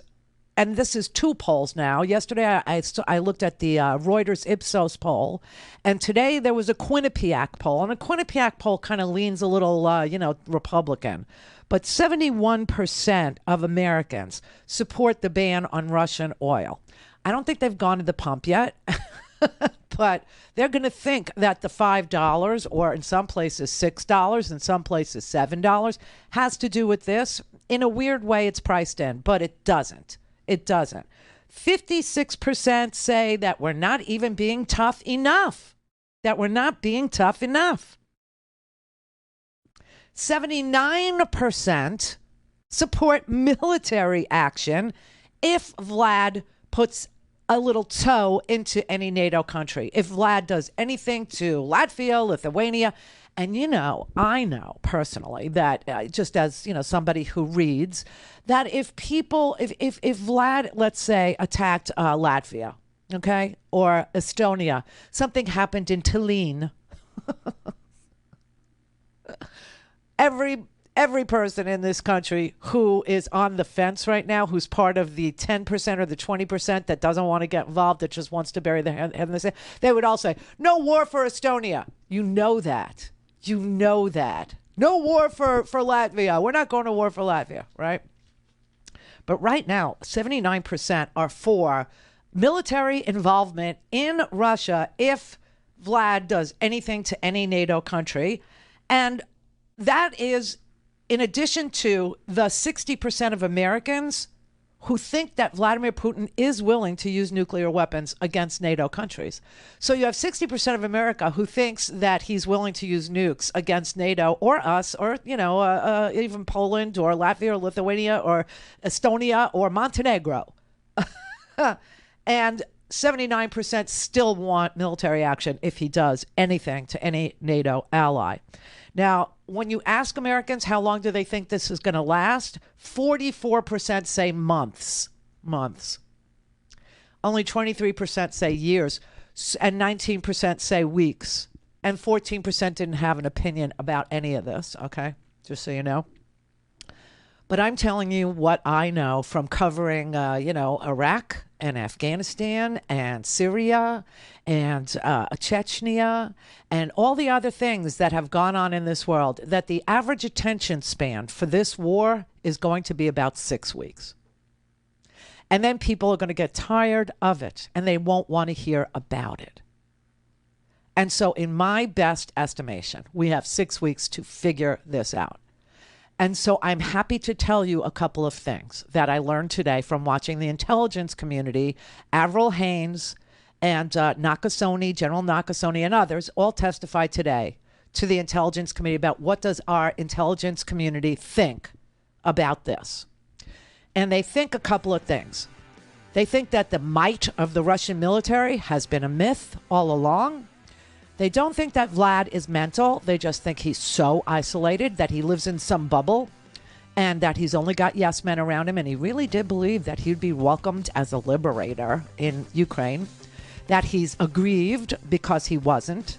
He's aggrieved because his military has not performed. And he's willing to suspend any notion of the Geneva Conventions or any adherence to, common practices in war. He is willing to kill every civilian in Ukraine at this point. The other thing I'm happy to tell you is the MiGs have left Poland. Yep, the Russian jets have left Poland. They're going to Germany to Ramstein Air Force Base. All things Randi at RandiRhodes.com. Go for launch. Speaking truth to power, the Randi Rhodes Show. Okay, first let's get the intelligence assessment. This is our CIA director, William Burns, testifying today, telling you that Putin has no endgame. It was what I was saying yesterday. People called me up and said, "No, you're going too far. Are you for regime change?" Remember that? Yeah. So he's gone to war, I think, on the basis, Mr. Chairman, of a number of assumptions which led him to believe that Russia faced a favorable landscape for the use of force against Ukraine this winter. He's been proven wrong on every count. Those assumptions have proven to be profoundly flawed over the last 12 days of conflict. President Zelensky, as you mentioned, Mr. Chairman, as the ranking member mentioned, has risen to the moment and demonstrated courageous and remarkable leadership, and Ukrainians have resisted fiercely. Second, the Europeans have demonstrated remarkable resolve, especially the Germans. Third, the economic consequences of the sanctions which have been enacted so far are proven to be devastating for Russia, especially against the Russian central bank. Nice. And fourth, his own military's performance has been largely ineffective. Instead of seizing Kiev within the first 2 days of the campaign, which was what his plan was premised upon, after nearly 2 weeks, they still have not been able to fully encircle the city. Now, Putin has commented privately and publicly over the years that he doesn't believe Ukraine's a real country. He's dead wrong about that. Real countries fight back. And that's what the Ukrainians have done quite heroically over the last 12 days. As you said, Mr. Chairman, I think Putin is angry and frustrated right now. He's likely to double down and try to grind down the Ukrainian military with no regard for civilian casualties. Damn it. But the challenge that he faces, and this is the biggest question that's hung over our analysis of his planning for months now, as Director Haines said, is he has no sustainable political endgame. No, he has no endgame. And that is why I suggested yesterday that a man who is cornered in this manner, that a man who, has taken the biggest political risk in the history of the world since World War II, just might find himself alone in a room, just him and his cyanide capsule, and decide the only way out is to, do kind of what the last guy in World War II, when he knew it was all over, did. And that's, bite down on the cyanide and get it over with. I mean, that would be a happy ending for some people. Yes, it would leave Russia without, a head. I don't know who would take his place. I have no idea, who's the second after Vlad, because Vlad is Vlad and Russia is Vlad. And while now we learn that it's not just a Potemkin village, it's a Potemkin state. You know what that means? Do you know what a Potemkin village is? So This is what he built in Grozny. This is what he built in Chechnya. Okay, he bombed it to smithereens, leveled it to the ground. There was nothing left. I mean, just killed everybody and everything and just, brought that city to its knees. Did the same damn thing in Syria, in Aleppo. But in Chechnya, in Grozny, the capital of Chechnya, he built this ridiculous-looking city. You should Google it and see what I'm talking about. He built this crazy-looking city, very modern and glass and blah, blah, blah. And no one can afford to live there. No one. So all those buildings are empty. That's a Potemkin village. A Potemkin village is a facade. It's like scenery. It's like a set. It looks like the set of a Western. Well, where you can see the front of things, but the back, you just turn and you can see it's exposed. So that's what a Potemkin village is. Okay, it's just scenic. It's just scenery. It's not real. Nobody can actually. So we found out that his military is also a fraud. He is a fraud, and the whole country is being defrauded by him. And we know this because the phones are ringing in Ukraine. What do I mean? Well, I told you, Russian mothers are no different than any other mothers.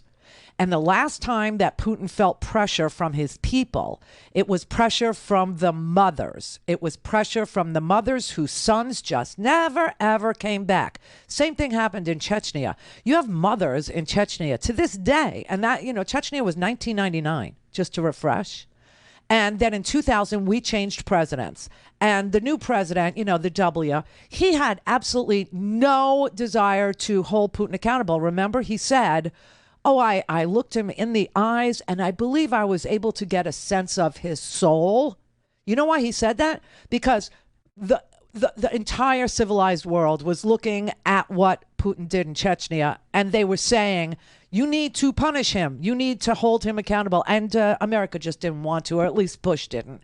And so that's why he told us, oh, no, Vlad's got a soul. Vlad's got a soul. But it was the pressure of the mothers, okay? And then in Afghanistan, after 9 long years, when their soldiers never came home and disappeared, and, you have these mothers still in Chechnya to this minute looking for their sons, looking for them, because Putin never even tells the parents what happened to their children. They just go to war and they never come back. And he just lets everybody stew in this, malaise of not knowing if their child is dead or alive, if their child can come back, if their child will come back. It's just very torturous. It's very sick and twisted. So right now what you have over there are a bunch of phone lines, okay, that are ringing off the hook in Ukraine, and it's Russian mothers. Russian mothers who are calling a hotline that out of the goodness of their heart, Ukrainian moms, seriously, set up so that Russian mothers could call them and they could give descriptions of their missing sons. Алло, здравствуйте. У вас же можно знать, да, человек жив или нет? She's saying, hello, do you have any information about my husband? I'm sorry to bother you. I'm calling regarding my brother. These are the voices of Russians, parents, wives, siblings, desperately searching for answers. Calling to find information, anything, on Russian soldiers they've lost contact with who are fighting in Ukraine, who may be wounded, captured, or even killed. When was the last time he contacted you? On the 23rd of February when he crossed the border into Ukraine. Did he tell you where he was going? He said toward Kyiv. This Russian wife, like many others, has turned to an unlikely source for help, the Ukrainians.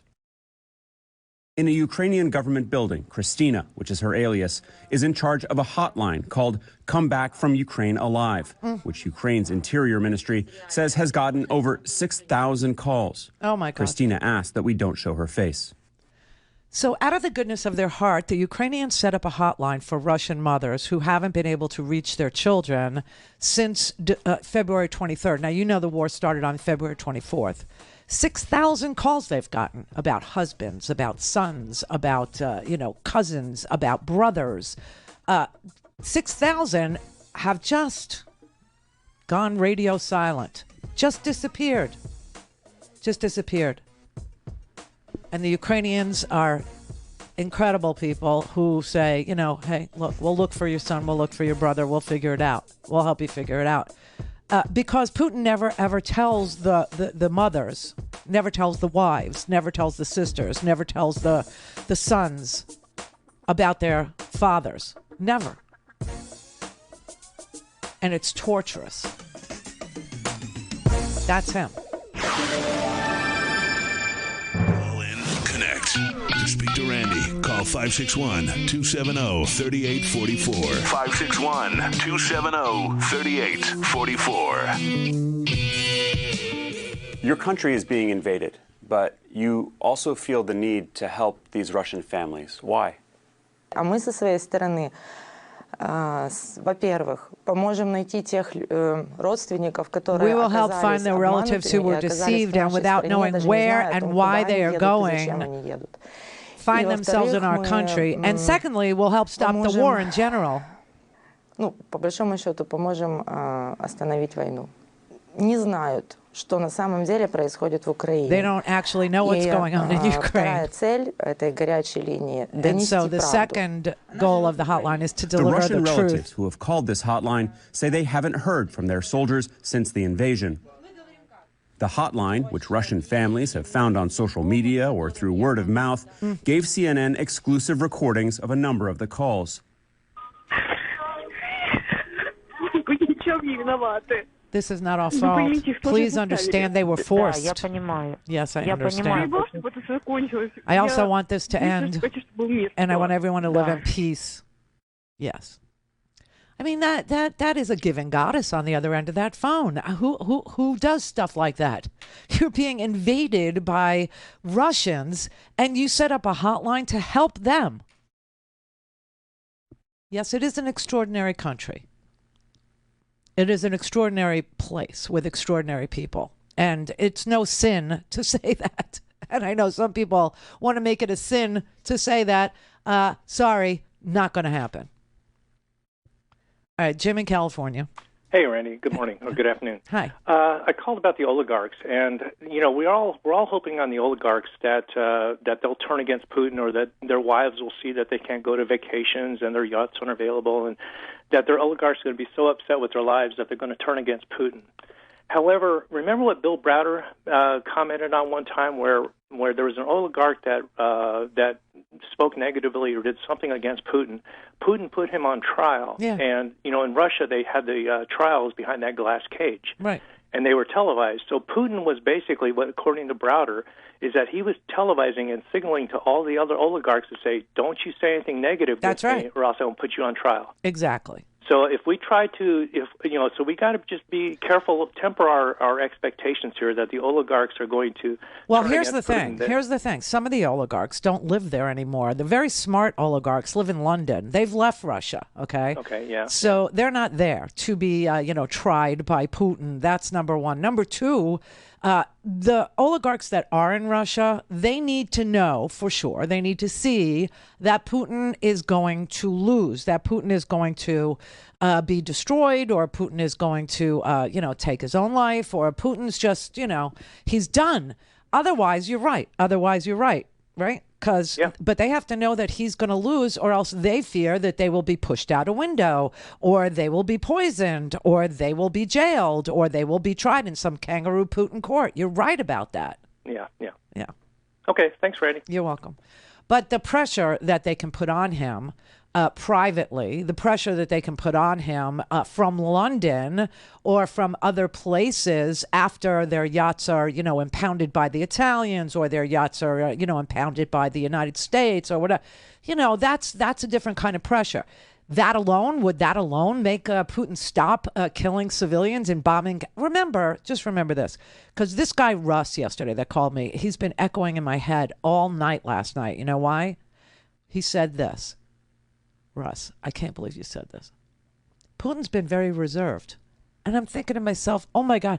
So the very first target in this war, the very first attack that we saw was on a kindergarten.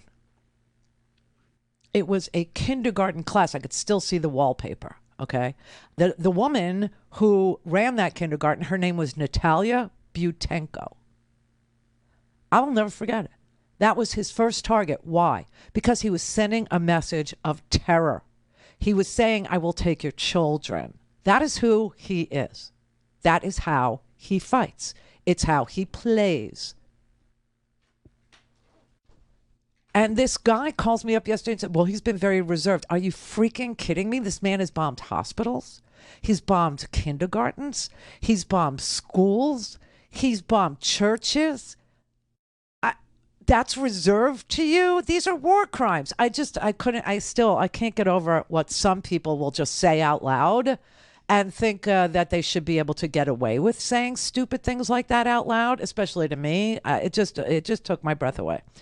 But anyway, I have to tell you that the pressure from the oligarchs alone would never, ever persuade Vladimir Putin to do anything except cut them off, except, find another oligarch. Because one of the things the oligarchs do, the ones that are still there, is they hold Putin's money.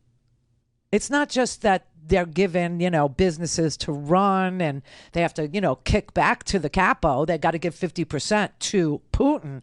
But they also hold Putin's money. And so there's no way that he would let them, be disloyal and keep the money with them. He would, cut them off. There's no question. And worse.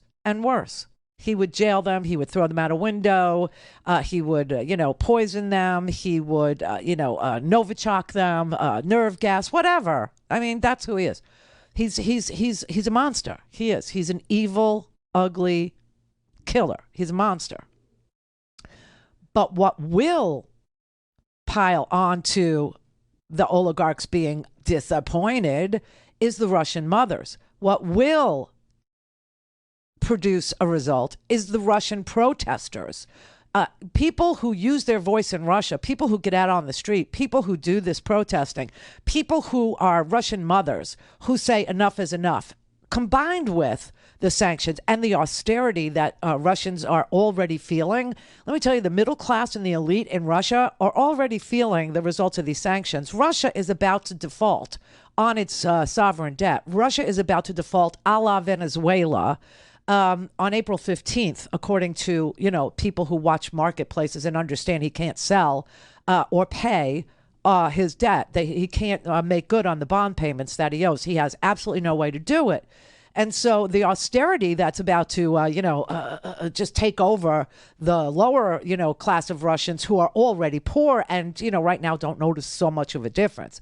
The middle class in Russia, which is, a slight amount, and the elite in Russia, they're feeling it already. They're feeling everything. But everybody's going to go through this massive austerity come the middle of next month. And people who actually say enough is enough and get out on the street, that's what the sanctions are about. It's not just the oligarchs, and it's not just the elite, and it's not just, people who hold Putin's money. No. It's a whole compilation of layer upon layer upon layer upon layer. And really the result that you want is for Putin to, realize he has no way out and do whatever a person who has no way out does and get it over with. You want regime change? I don't want anything. I just want him to know it's over. And then he can do whatever he wants. He can go to Brazil for all I care.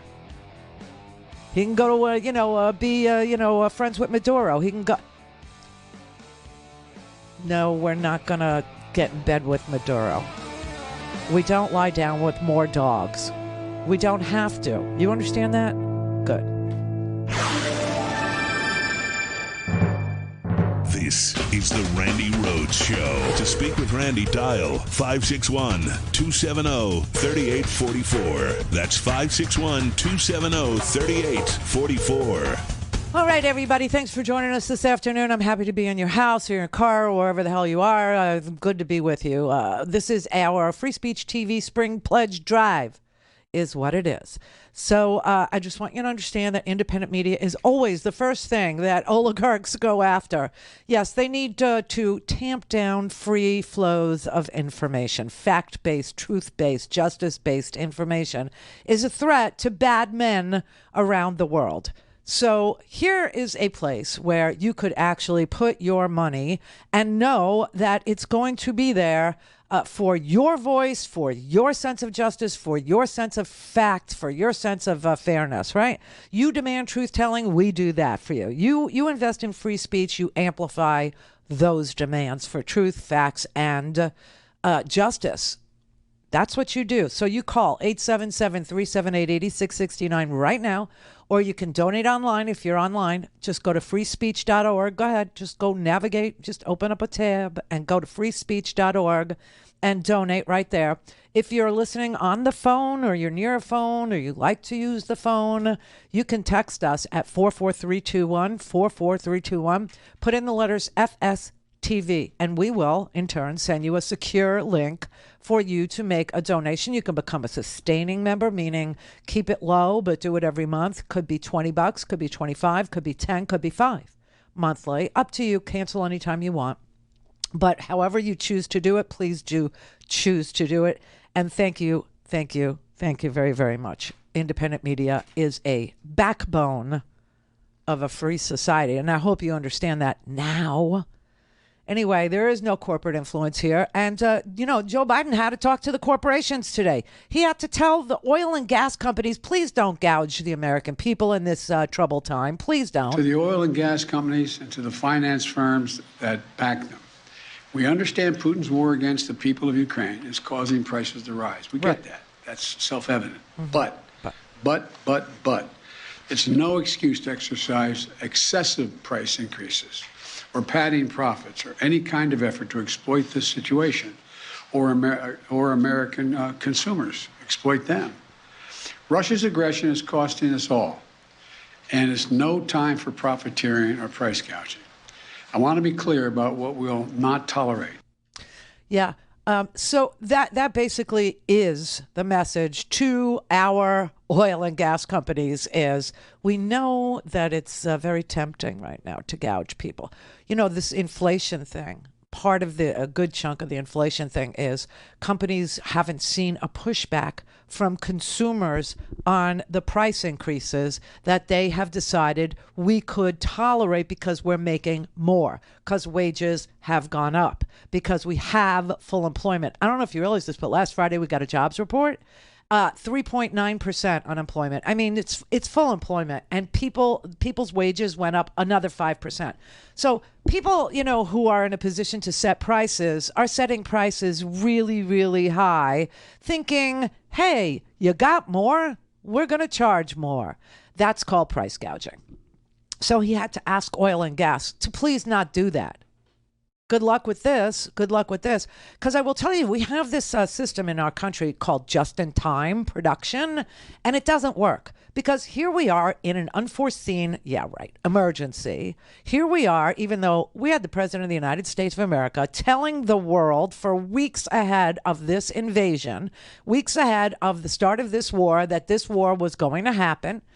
In fact, when we had the intelligence that clearly showed that Putin had made up his mind, and that Putin was going to invade, Joe Biden literally took time out of his day, went on the TV and told the press, told you, told me that he is very sure that Putin had made up his mind and Putin was going to invade.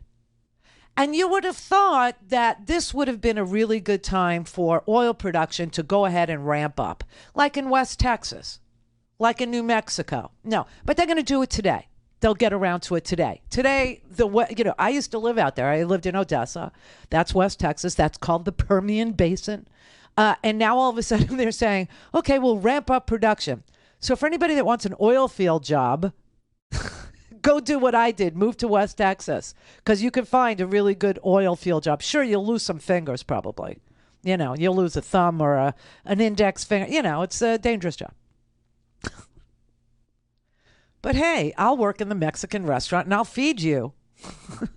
That's what I did. All right, Elizabeth in Detroit. Oh, hi. I have a question. Where's Eric Prince and his contractors? Oh, I have no idea. Why? Oh, I just feel that he could probably run the Russians out of Ukraine. So you want to pay mercenaries?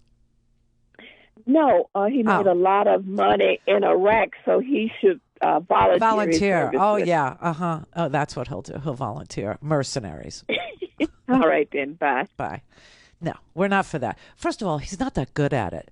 If you remember the entire war in Iraq, okay, it went south really fast, like the first day. Remember, after shock and awe, which was just vile.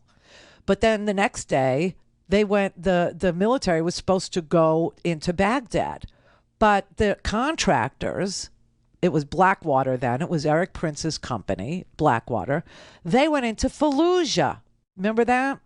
And when they went into Fallujah, you had this city of people that were like, oh no, oh hell no. And they fought back. And they took some of these contractors, they killed them, and they burnt them and hung them from a bridge, which changed our war plan. It changed America's plan. And we had to go into Fallujah. We had an insurgency. Now, the same thing's going to happen in Ukraine. I mean, if Vlad went to take and hold Kyiv, or if he went to take Lviv, listen, he bombed the crap out of Kharkiv, which is in the eastern portion. But he can't hold this place. There'll be an insurgency that'll make, Fallujah look stupid. But that's what Eric Prince did. So I really wouldn't give him all this credit of being good at his job. Mercenaries are his job, but he's not very good at it. So be careful. Brian in California. Hi, Randy. Hi. Oh, my God. I can't believe I'm speaking to you. Oh. I only have 3 questions. Where's Putin's wife, and why isn't she saying anything? What wife? His wife. Is he married? Yeah, she looks like Betty White. She looks like Betty White? Yeah. So the next question is, why can't NATO just fly over those 18 miles of troops, of Russian troops, and drop down leaflets and say, Putin is lying to you. Here are the pictures. Your comrades are killing kids. Who are we communicating with? Or who are we dropping flyers to? The guys who are sitting on the road. Oh, they already know. They've been sitting on the road for weeks now with no food, no water, no gas. They're just sitting there. Okay, they know already that they've been lied to. Let's define it. They already know. Why do you want to spend money? Why do you want to spend money telling people what is self-evident? Well, because it's easier to do that. Why do you want to risk American pilots and their lives to fly over Ukrainian airspace when Russians are in the sky? And if we encountered any of them, we would have to, shoot them down, to drop a pamphlet to tell the people in this stupid convoy that they've been lied to when they already know that. Well, not American pilots. Oh, no? Who?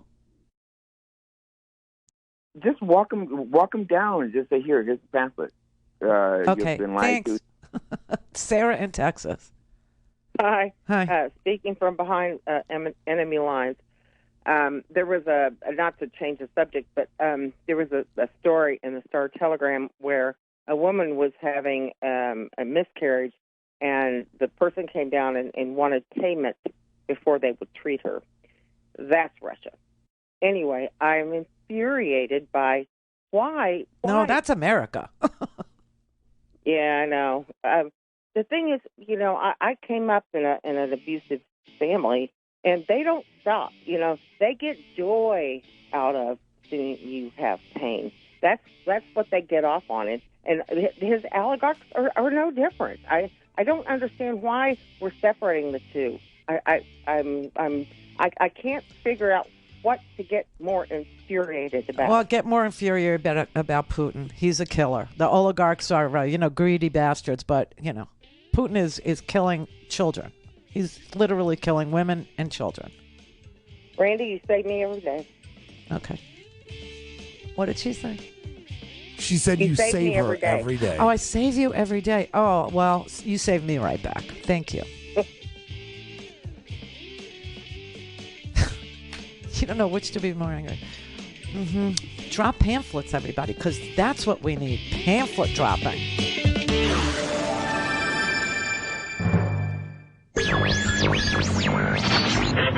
Merry The fourth, we believe that all men are created equal. To the magnificent mosaic that is America. From radio beacon to radio beacon. I have a dream today. Change has come to America. Believe me. Help is on the way. Knock, knock. Who's there? It's a figment of your imagination. Randi Rhodes Show. Turn up your mind.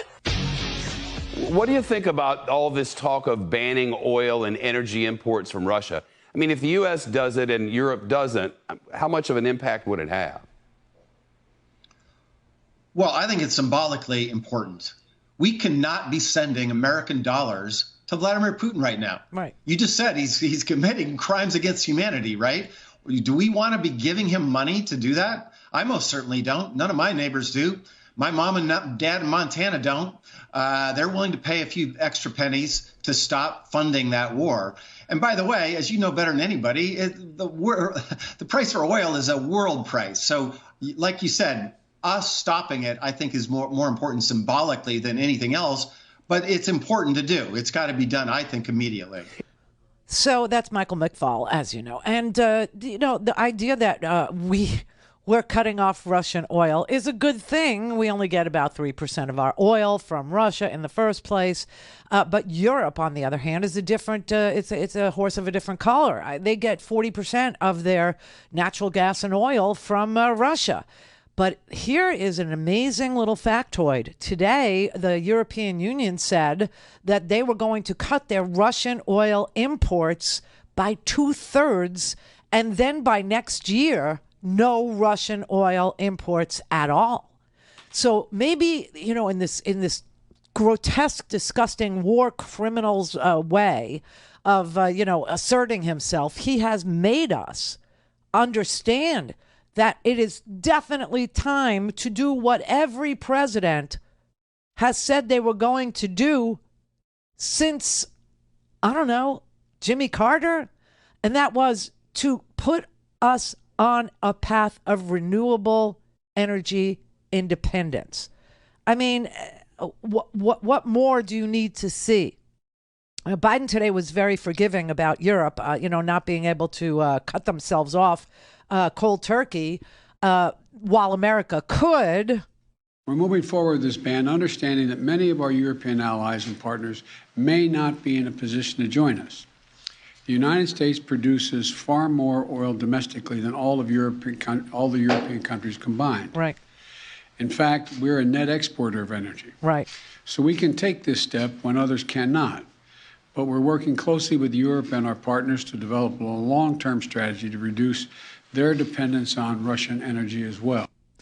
Yeah, and that's what needs to happen here. I mean, there's no question that we have to stop thinking that America's foreign policy includes laying down with dogs for oil and gas when we have oil and gas here. But we have greedy companies that don't want to produce at the bottom of the market. They don't want to store it. They don't want to pay to store it. They want to sell it, and they want to sell it at top dollar. They want investment in it. They want to extort us at the front end with subsidies and on the back end with price. Right? This whole rigged game has got to come to an end. And then add to it, on top of it, that now you have to talk to countries like, we don't. We really don't. But some people might have to talk to countries like Iran, and other people might have to talk to countries like Venezuela. And Maduro is a murdering son of a bitch, too. Maduro is a war criminal. He's a guy that disappears people. He's no better than Vlad, right? We cut off diplomatic ties with Venezuela in 2019 because of his war crimes. We have an enormous Venezuelan population here in South Florida because of him and the inability for Venezuelans to live in their home country. They would love to go live in Venezuela. You ask any Venezuelan that lives here in South Florida, while it's a nice place, they go, I would love to go back. I would love to live in Venezuela. It just can't be done right now. Can't. You know what I'm saying? This is a ridiculous, thing that the right wing with oil, let's, oil this and oil that and gas this and gas that. No. It's ridiculous already. It's enough. It's enough. This is like, here, this is a mashup of just about every president's claim to get us off foreign oil. There is no security for the United States in further dependence on foreign oil. This will reduce our demand for foreign oil. That's what I want to talk to you all about today. A strategy to make us less dependent on foreign sources of energy. Each day, we send nearly $1 billion of our wealth to foreign countries for their oil. We are independent, and we do not need Middle East oil. And here we are looking at $5 a gallon, $6 a gallon, $7 a gallon because of foreign oil. And I have to tell you, the idea that we export oil, just remember that we do that. We do that. We export it. We don't have to do that. Well, now we do, because we're asking Europe to get off foreign oil, and they're going to need oil, and we're going to have to send it to them. So we're going to have to. Do you see what I mean? This is such a losing proposition. It's just such. It's such an old idea, and its time has come. It has come and gone. And since Iraq, since the Iraq invasion, which was called Operation Iraqi Liberation at the beginning, do you remember that? And they had to change the name to Operation Iraqi Freedom, because Operation Iraqi Liberation spelled oil. And people were hip to it, and they understood what the game was and why we were going to attack freaking Iraq. Everybody understood it. We all knew what that was about. It was a ridiculous notion then. And so my solution to it then, looking at it then, having my heart ripped out then, because innocent people who had nothing to do with any geopolitical maneuver or the invasion of Kuwait or anything at all to do with Saddam or his Ba'athist Party or his executions, his purges. I mean, they were the victims of it. They weren't, down with it. They had nothing to say about any of this, chess game that the world was playing. They weren't at the table. They were on the menu. And my heart was breaking for them. And so I had to think, how do we get out of this? How do we get out? And back then I said it, and I just have never given up on this idea. And that is, make what they have worthless. Russia is a gas station. That's all that they have. You have to make what they have worthless. And the only way to make them worthless, when you now know that Europe gets 40% of its winter heating oil, gets 40% of its gas, gets 40% of its crude from this horrible, disgusting, dead-end place that suppresses and, jails its people, passes laws. 15 years in prison if you call what he's doing a war. If you actually name what he's doing as what he's doing, you will go to the gulags. A man like that getting rich when the technology to make him poor is available. The knowledge and the ability to do charging stations, and you know who should really be ashamed of themselves? Joe Manchin is for, cutting off Russian oil. He's for it, right? Because he thinks somehow that, we're going to turn to coal or some such crap in his weird fantasies of, coal country. And so he's for it, but he's against Build Back Better. He was against the green part of Build Back Better. He was against the renewable fuels and the money that would be invested in charging stations, the money that would be invested in clean energy in the United States. He was against it, and he said he was against it, and he wouldn't vote for it. And now he's sitting there saying, no, I'm for the ban on Russian oil, because he really doesn't believe in renewables. He believes in coal making a comeback. It's really sad, and it's depressing. And, you say, well, you don't know if you should be mad at the oligarchs. Well, what do you think Joe Manchin is behaving like? What do you think he's doing? Enriching himself. Thanks, Randi at RandiRhodes.com. Go for launch. Speaking truth to power, the Randi Rhodes Show. Oh, look, everybody, it's Steve Ducey. Do everything that you can to reduce the impact that high gas prices have on Americans. We're asking other countries to think about maybe pumping more oil. Why not just do it here? Well, to be very clear, federal policies are not limiting the supplies of oil and gas. Let me finish.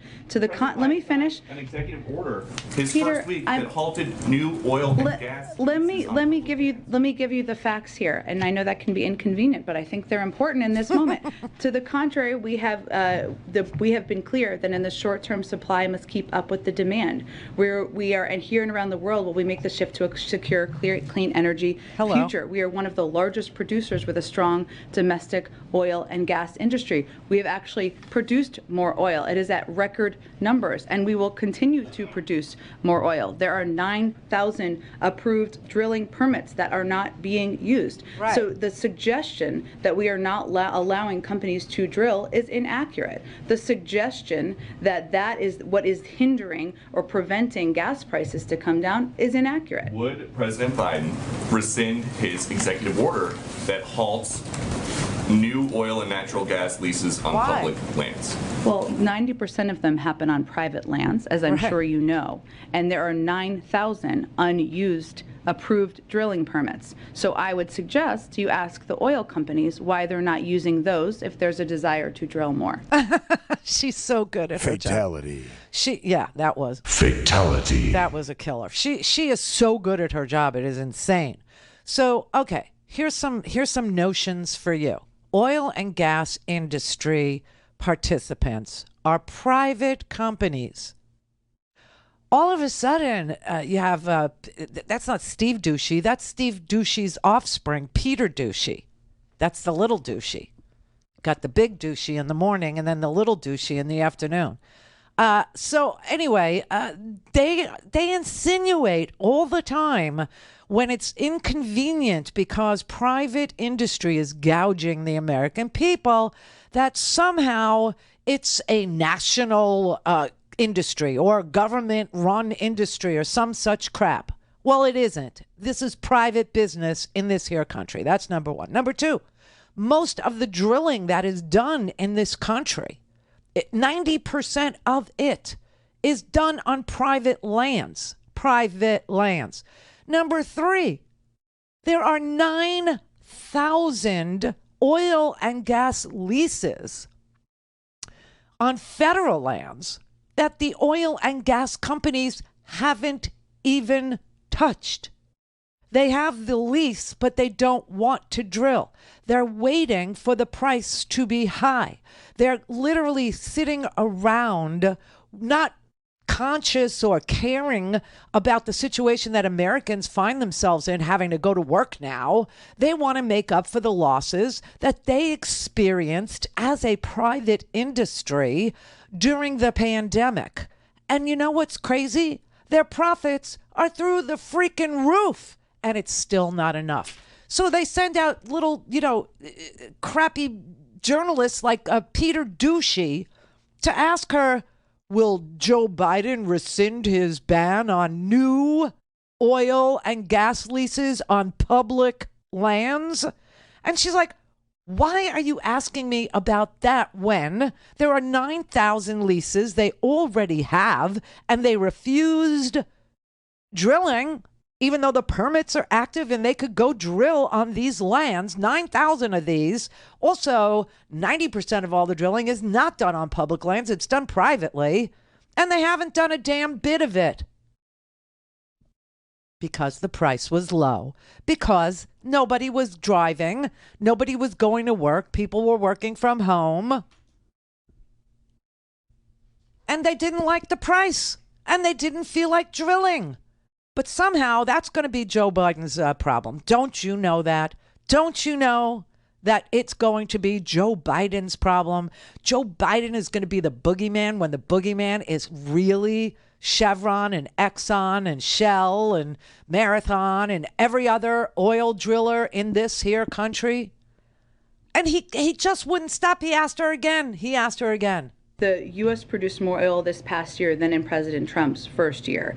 Next year, according to the Department of Energy, we will produce more oil than ever before. Those are the facts in terms of oil production. And again, right now there are 9,000 unused approved permits to drill onshore. So I think you're misidentifying what the actual issue is. But if we're looking to the future and what we can do to prevent this from being a challenge in future crises, the best thing we can do is reduce our dependence on fossil fuels and foreign oil, because that will help us have a reliable source of energy so that we're not worried about gas prices going up because of the whims of a foreign dictator. Hello. Shut up, Peter. Just be quiet and go sit in your corner and collect your paycheck from the fake channel. Doesn't anybody remember Katie Porter? I mean, we were tweeting her out like crazy, right?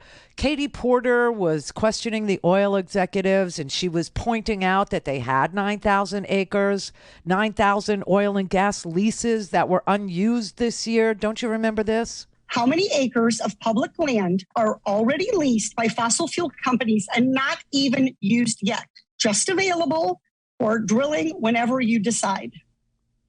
Congresswoman, again, I think you have a fundamental misunderstanding as to how this process works and the time and resources. Reclaiming my time. The answer is 13.9 million acres. To visualize how much land that is, if each grain of rice were 1 acre, that would be 479 pounds of rice. The American Petroleum Institute even opposed pausing more leasing on our lands. They even sued to stop it because apparently this acreage wasn't enough. Mr. Wirth, you serve on the American Petroleum Institute's executive committee. Do you support a pause on new oil and gas leases on federal land? Congresswoman, access to resource in this country is essential to ensure the energy security of our country and reclaiming my time. Mr. Lawler, do you support a pause?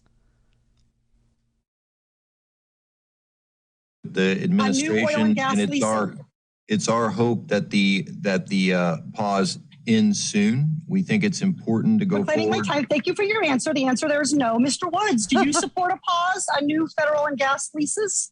No. Ms. Watkins, do you support a pause on new federal and gas leases?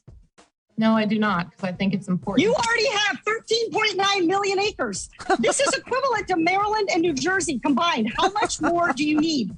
How much more acreage? You have 2 of our 50 states at a price that makes the Louisiana Purchase look like a ripoff, and you're not even using it. Oh!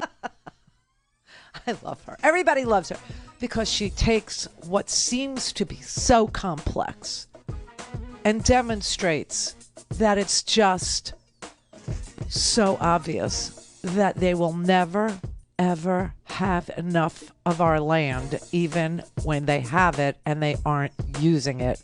They want more. Land. They want more. And then on top of it, they gouge you. The nerve. Call in, connect. To speak to Randi, call 561-270-3844. 561-270-3844. Spring pledge drive. Sorry. I have to make up for yesterday. Apparently there was some issue with the sound. It was not something that we did. No. But so let's make up for it and do a second round of asking today. And I am asking. I'm asking you to please call 877-378-8669 and support Free Speech TV, independent media, with a small but lovely donation. And if you would rather just do it online, visit us at freespeech.org, or you can text us at 44321. Put in the letters FSTV, Free Speech TV, and we will send you a secure link. And you can choose to become a sustaining member if you want to do, a small amount every month or a large amount every month. Please have at it. And just know you can cancel at any time, and it's super easy to set up. So thank you very much for your support of independent, corporate-free, government-free media, because that's what we are. All right, let's deal with the NATO portion of the lies that are out there. Okay. So first of all, I have to tell you that there was an open letter from some really big names, like serious people in the national security arena, people who have been, assistant secretaries of state, ambassadors to NATO countries like Poland, and, the defense person, Evelyn Farkas. Remember the Farkas fracas? Remember that? Evelyn Farkas. You have all kinds of serious people signing their name. Anders Aslund, the senior fellow at the in Stockholm. All these major names, including General Breedlove from the UK. They wrote an open letter calling for a limited no-fly zone for the protection of humanitarian corridors that were supposedly agreed to by Vlad and Zelensky to allow people to leave places that Putin wanted to bomb that were non-military targets, that were just suburbs that had absolutely no military target near them, in them, on them, around them, and just to let the people leave before he killed them all. And it turns out that as he agreed to do this, he was lying, and he started to not only shoot the people, not only rocket the people, shell the people, bomb the people, the civilians, but also found out later that some of the roads that he had agreed to keep as the corridor roads to get out were mined. He had literally put landmines and booby traps and all kinds of obstacles in the way of the people that he agreed to allow to go. And so this so peeved the international community that 27 of these heavy hitters in, very high security positions, from general to, deputy assistants and secretaries, for Russia affairs, Ukrainian affairs, wrote this open letter that says, we, the undersigned, urge the Biden administration, together with NATO allies, to impose a limited no-fly zone over Ukraine, starting with protection for humanitarian corridors that were agreed upon in talks between Russia and Ukrainian officials on Thursday. NATO leaders should convey to Russian officials that they do not seek direct confrontation with Russian forces, but they need to make clear that they will not countenance Russian attacks on civilians. And then they talk about how, they have not seen this kind of a crisis on the European continent since the end of World War II. And in fact, if you look at some of these photographs, if you look at some of these videotapes, and you made them like a sepia, sort of a black and white, they would look just exactly like World War II photos that we only look at for historical purposes, but now are current events. How sick is that? And they're talking about the targeting of major cities like Kyiv, major cities like Kharkiv, major cities like Mariupol and Lviv. I mean, they're serious people here. And they're saying, you know what? We need to transfer the A-10 Warthogs. We need to transfer the MiG-29s. We need to give them, the Ukrainians, this ability to secure their skies, because Russia and Putin are liars and they're killers. And they're war criminals, and they're committing atrocities, literally atrocities. So Vlad then turns around and says, okay, let's try again. Let's negotiate again. And this time he comes back and he says, so we'll make new corridors for the people to flee these cities, right? And these are the roads that we will leave open. Turns out that those roads all lead to freaking Russia or Belarus, which has been completely taken over by Putin with this, their president is a Russian puppet. Now, he tried that crap in Ukraine, too, but the Ukrainian people were having none of it, and so they protested, and they were able to get Lukashenko out of there. What's his name? Oh, God. They all end in Shenko. So I get my Shenkos mixed up, but you know what I'm talking about. They had the Orange Revolution there, and they demanded that this guy go back to Russia, which he did. Yanukovych. He actually went back to Russia, Yanukovych did, after the Ukrainian people said, we're not having a puppet government here. It's not going to happen. But Lukashenko, he's now the president of Belarus. He's also a Russian puppet, okay? And so they drew these roads and said, these are the roads that you can take. These are the roads that you can use to get the hell out of here. And they all led to Belarus and or Russia. Now, you know what that was. You know what that was. That was an atrocity waiting to happen. That was an atrocity. That was going to be one of the biggest executions of civilians that we would ever see in our time. Because those people would have taken those roads and they would have ended up in Russia, they would have ended up in Belarus, and they would have been annihilated. They would have been exterminated. And that's why that guy Russ yesterday goes, how dare I compare Putin to Hitler? Are you kidding me? You know what Putin bombed? You know what Babin Yar is? Do you know what Babin Yar is? It was one of the first bombings that Putin did. Babin Yar is a Holocaust memorial that couldn't even get a marker, couldn't even get anything to commemorate the spot until recently, when the Ukrainian people were able to put something on that spot, and they put a menorah on that spot. You know why that spot? Yeah, because 33,000 Ukrainian Jews were executed on that spot. Literally put in ravines on the side of the road and gunned down and killed every day for like a month. Every day. They'd fill up the pit with people, execute them, remove them, and fill it up again. And they did this until they killed an estimated 30,000 to 100,000 Jews right there. And he bombed it. He literally bombed it, saying he was denazifying the country and attacking a Jewish memorial where the Nazis attacked the country. This is very twisted.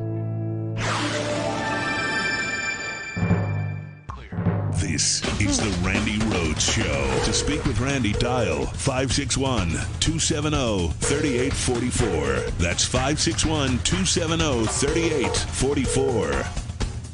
Now it's obvious. Vladimir Putin just invaded Ukraine because he didn't want Ukraine to join NATO. Putin certainly had other motives as well. People always do have multiple motives. But that's the main reason Russia invaded. The Russians don't want American missiles on their border. They don't want a hostile government next door. Now, that's true, whether you're allowed to say it in public right now or not. It has been true for a long time. It's not true. A lot has been written about this over many years by serious people. No one who knows anything and is honest will tell you Putin invaded Ukraine simply because he is evil. Putin may be evil, he certainly seems to be, but he also had strategic motives in doing that. Whether or not you agree with those motives, that's irrelevant. Those are the facts. You agree with Putin. You've been pro-Putin for, the last, 6 years, Tucker? This is not about NATO. And let me show you how I know, okay? Let me just show you how I know. See this? This is a map. This is what I tweeted this last night. That's my Twitter account there. And I just simply wrote, if Russia took Ukraine, NATO would be at their border. And that's how you know it's not about NATO. Because here, have a little look-see, everybody. This is Russia. Okay, here's a NATO country on its border, Estonia. There's Latvia below it. That's also a NATO country. And below that is Lithuania, also a NATO country. And here is Ukraine. This large section right here is Ukraine, okay? Now, if Putin invades Ukraine and occupies Ukraine, guess what's on his border? NATO. There's Poland. There's Slovakia. There's Hungary. There's Romania, all surrounding Ukraine. So he would actually have NATO on his border if he took Ukraine. Oh, hey, here's the Black Sea right here. Look who's on the other side of the Black Sea. Why, that's Turkey. And guess what Turkey is? Right, a NATO country. He would be completely surrounded by NATO. And that is how you know it's bullcrap that this is about being surrounded by NATO. Because if he took Ukraine, which isn't NATO, he would be surrounded by NATO. Because NATO surrounds Ukraine. This is such garbage. This is such bunk. They're just, they've been cheerleading for Vlad since, Trump came down the pike. Okay? Everybody on Fox News, leave Russia alone. Leave Russia alone. I'm with Russia. Yes. If I had to choose between Ukraine and Russia, I would choose Russia. I'd be rooting for Russia. And I am. Is there another reason we should side with Ukraine over Russia? Russia is a much more significant country by every measure. Why is it disloyal to side with Russia, now you know, but loyal to side with Ukraine? Now you know. They're both foreign countries that don't care anything about the United States. Oh, sure. China, which is the actual threat. Why would we take Ukraine's side? Why wouldn't we have Russia's side? I'm totally confused. So much. Has Putin ever called me a racist? Has he threatened to get me fired for disagreeing with him? Has he shipped every middle-class job in my town to Russia? I should say, for the record, I'm totally opposed to these sanctions, and I don't think that we should be at war with Russia. And I think we should probably take the side of Russia if we have to choose between Russia and Ukraine. That is my view. But Ukraine and Russia. And I'm serious. Why do I tell you why. And why shouldn't I root for Russia, which I am? Because those of us who are watching. No one on this show is rooting for Putin or rooting for the Ukrainians, for that matter. Always rooting for peace, for real. Your head spins around like Linda Blair in The Exorcist when you listen to this crap, when you listen to this swill. This is pure propaganda. It's been Putin's propaganda outlet.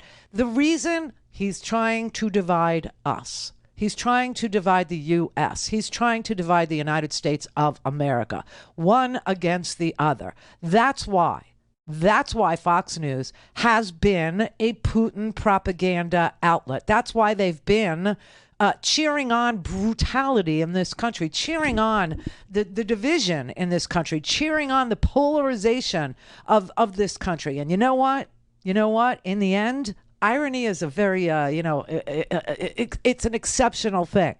Because in the end, the irony of this story is that Putin ended up bringing America together. Putin ended up uniting NATO. Putin ended up uniting the United States. 70-something% of us are all down with that was bullcrap. 70% of us are for Ukraine. We're for the democracy that is Ukraine. And I realize that Fox News viewers couldn't find Ukraine on the map and don't understand the quality of the Ukrainian culture. And don't understand the quality of the Ukrainian love for freedom and democracy. They never had a clue. He was telling you that Ukraine, was the same as Russia. The character of the people in Ukraine was less than the character of the people in Russia. That the character of the governments were equal. Neither of them cared about you. And now you know that was swill. Randy in Cincinnati. Yeah, how you doing today, Randy? Hey. Your screener is really smart. He schooled me on what the difference was between the Iraq War and this one, or the one that's going on now in the Ukraine. He did? And yeah, he did. He's pretty smart. I think you should keep him around. But yeah, I get the part where Saddam's a really bad guy. What did he tell you? That's all I said right there. I'm going to tell you. Get the part where Saddam is a really, really bad guy. That's pretty much all he knows about Iraq. Randy. Well, he's got it right. I mean, that's why people didn't get as upset. I mean, yeah, he does. I told you, he's smart. I know people these did things, get Randy. this upset. I mean, I was livid. Okay, we fought going into Iraq for 2 years, from 2001 until 2003. I actually went to Crawford, Texas, and slept in a ditch there to protest the invasion into Iraq. So I don't know what you're driving at, but I got a funny feeling you're being sarcastic with me, and I don't like it. I'm just no, I'm not. My point is, in both cases, a lot of civilians died, and those people didn't ask for anything. That's what I'm saying. That's why I was against it. Yeah, that's really my whole point. Well, there is no point. There's no equivalency there because we didn't invade Ukraine. Putin did. No, that's for sure. So that's for what? Sure. What is the idea here that Americans like me weren't as upset about Iraq as we are about Ukraine because we're racist or some such crap? I mean, where are you going with this? No. I'm saying Because the rest of the world didn't seem to that's upset. just not true. That's just not true. Okay, well, thank you. You're welcome. The progressive side of the aisle, the Democratic side of the aisle was livid, furious that we had a president who was going to invade an unarmed nation, that we had a president who was lying. I mean, the most depressing person in the whole play, that whole can't let it be a mushroom cloud, wasn't even Condi, wasn't even Dick Cheney, who was just disgustingly lying to the American people. No, the most depressing person in that whole scenario, in that whole passion play of righteousness and lying to your face was Colin Powell, who I admired a great deal until then. And then, he just recently passed away, and I couldn't, feel so sorry. I told you, I loved his book. I read My Personal Journey. I loved his story. I loved that he was, his parents were Jamaican immigrants, and that he went all the way. I loved everything about him until he became Secretary of State and sat at the UN and lied about and held up the little vial. Oh, please. People were livid about Iraq. The thing that was going on around the Iraq invasion was people like you were telling people like me that we were disloyal to our country. Don't you remember support the troops, you don't support the troops, and questioning my patriotism, questioning my service to this country, questioning everything about my American life? And how I felt about this flag and how I felt about this country? You don't remember that? That's so interesting, because I remember that. I remember every insult. I remember every unjust thing that was said to me.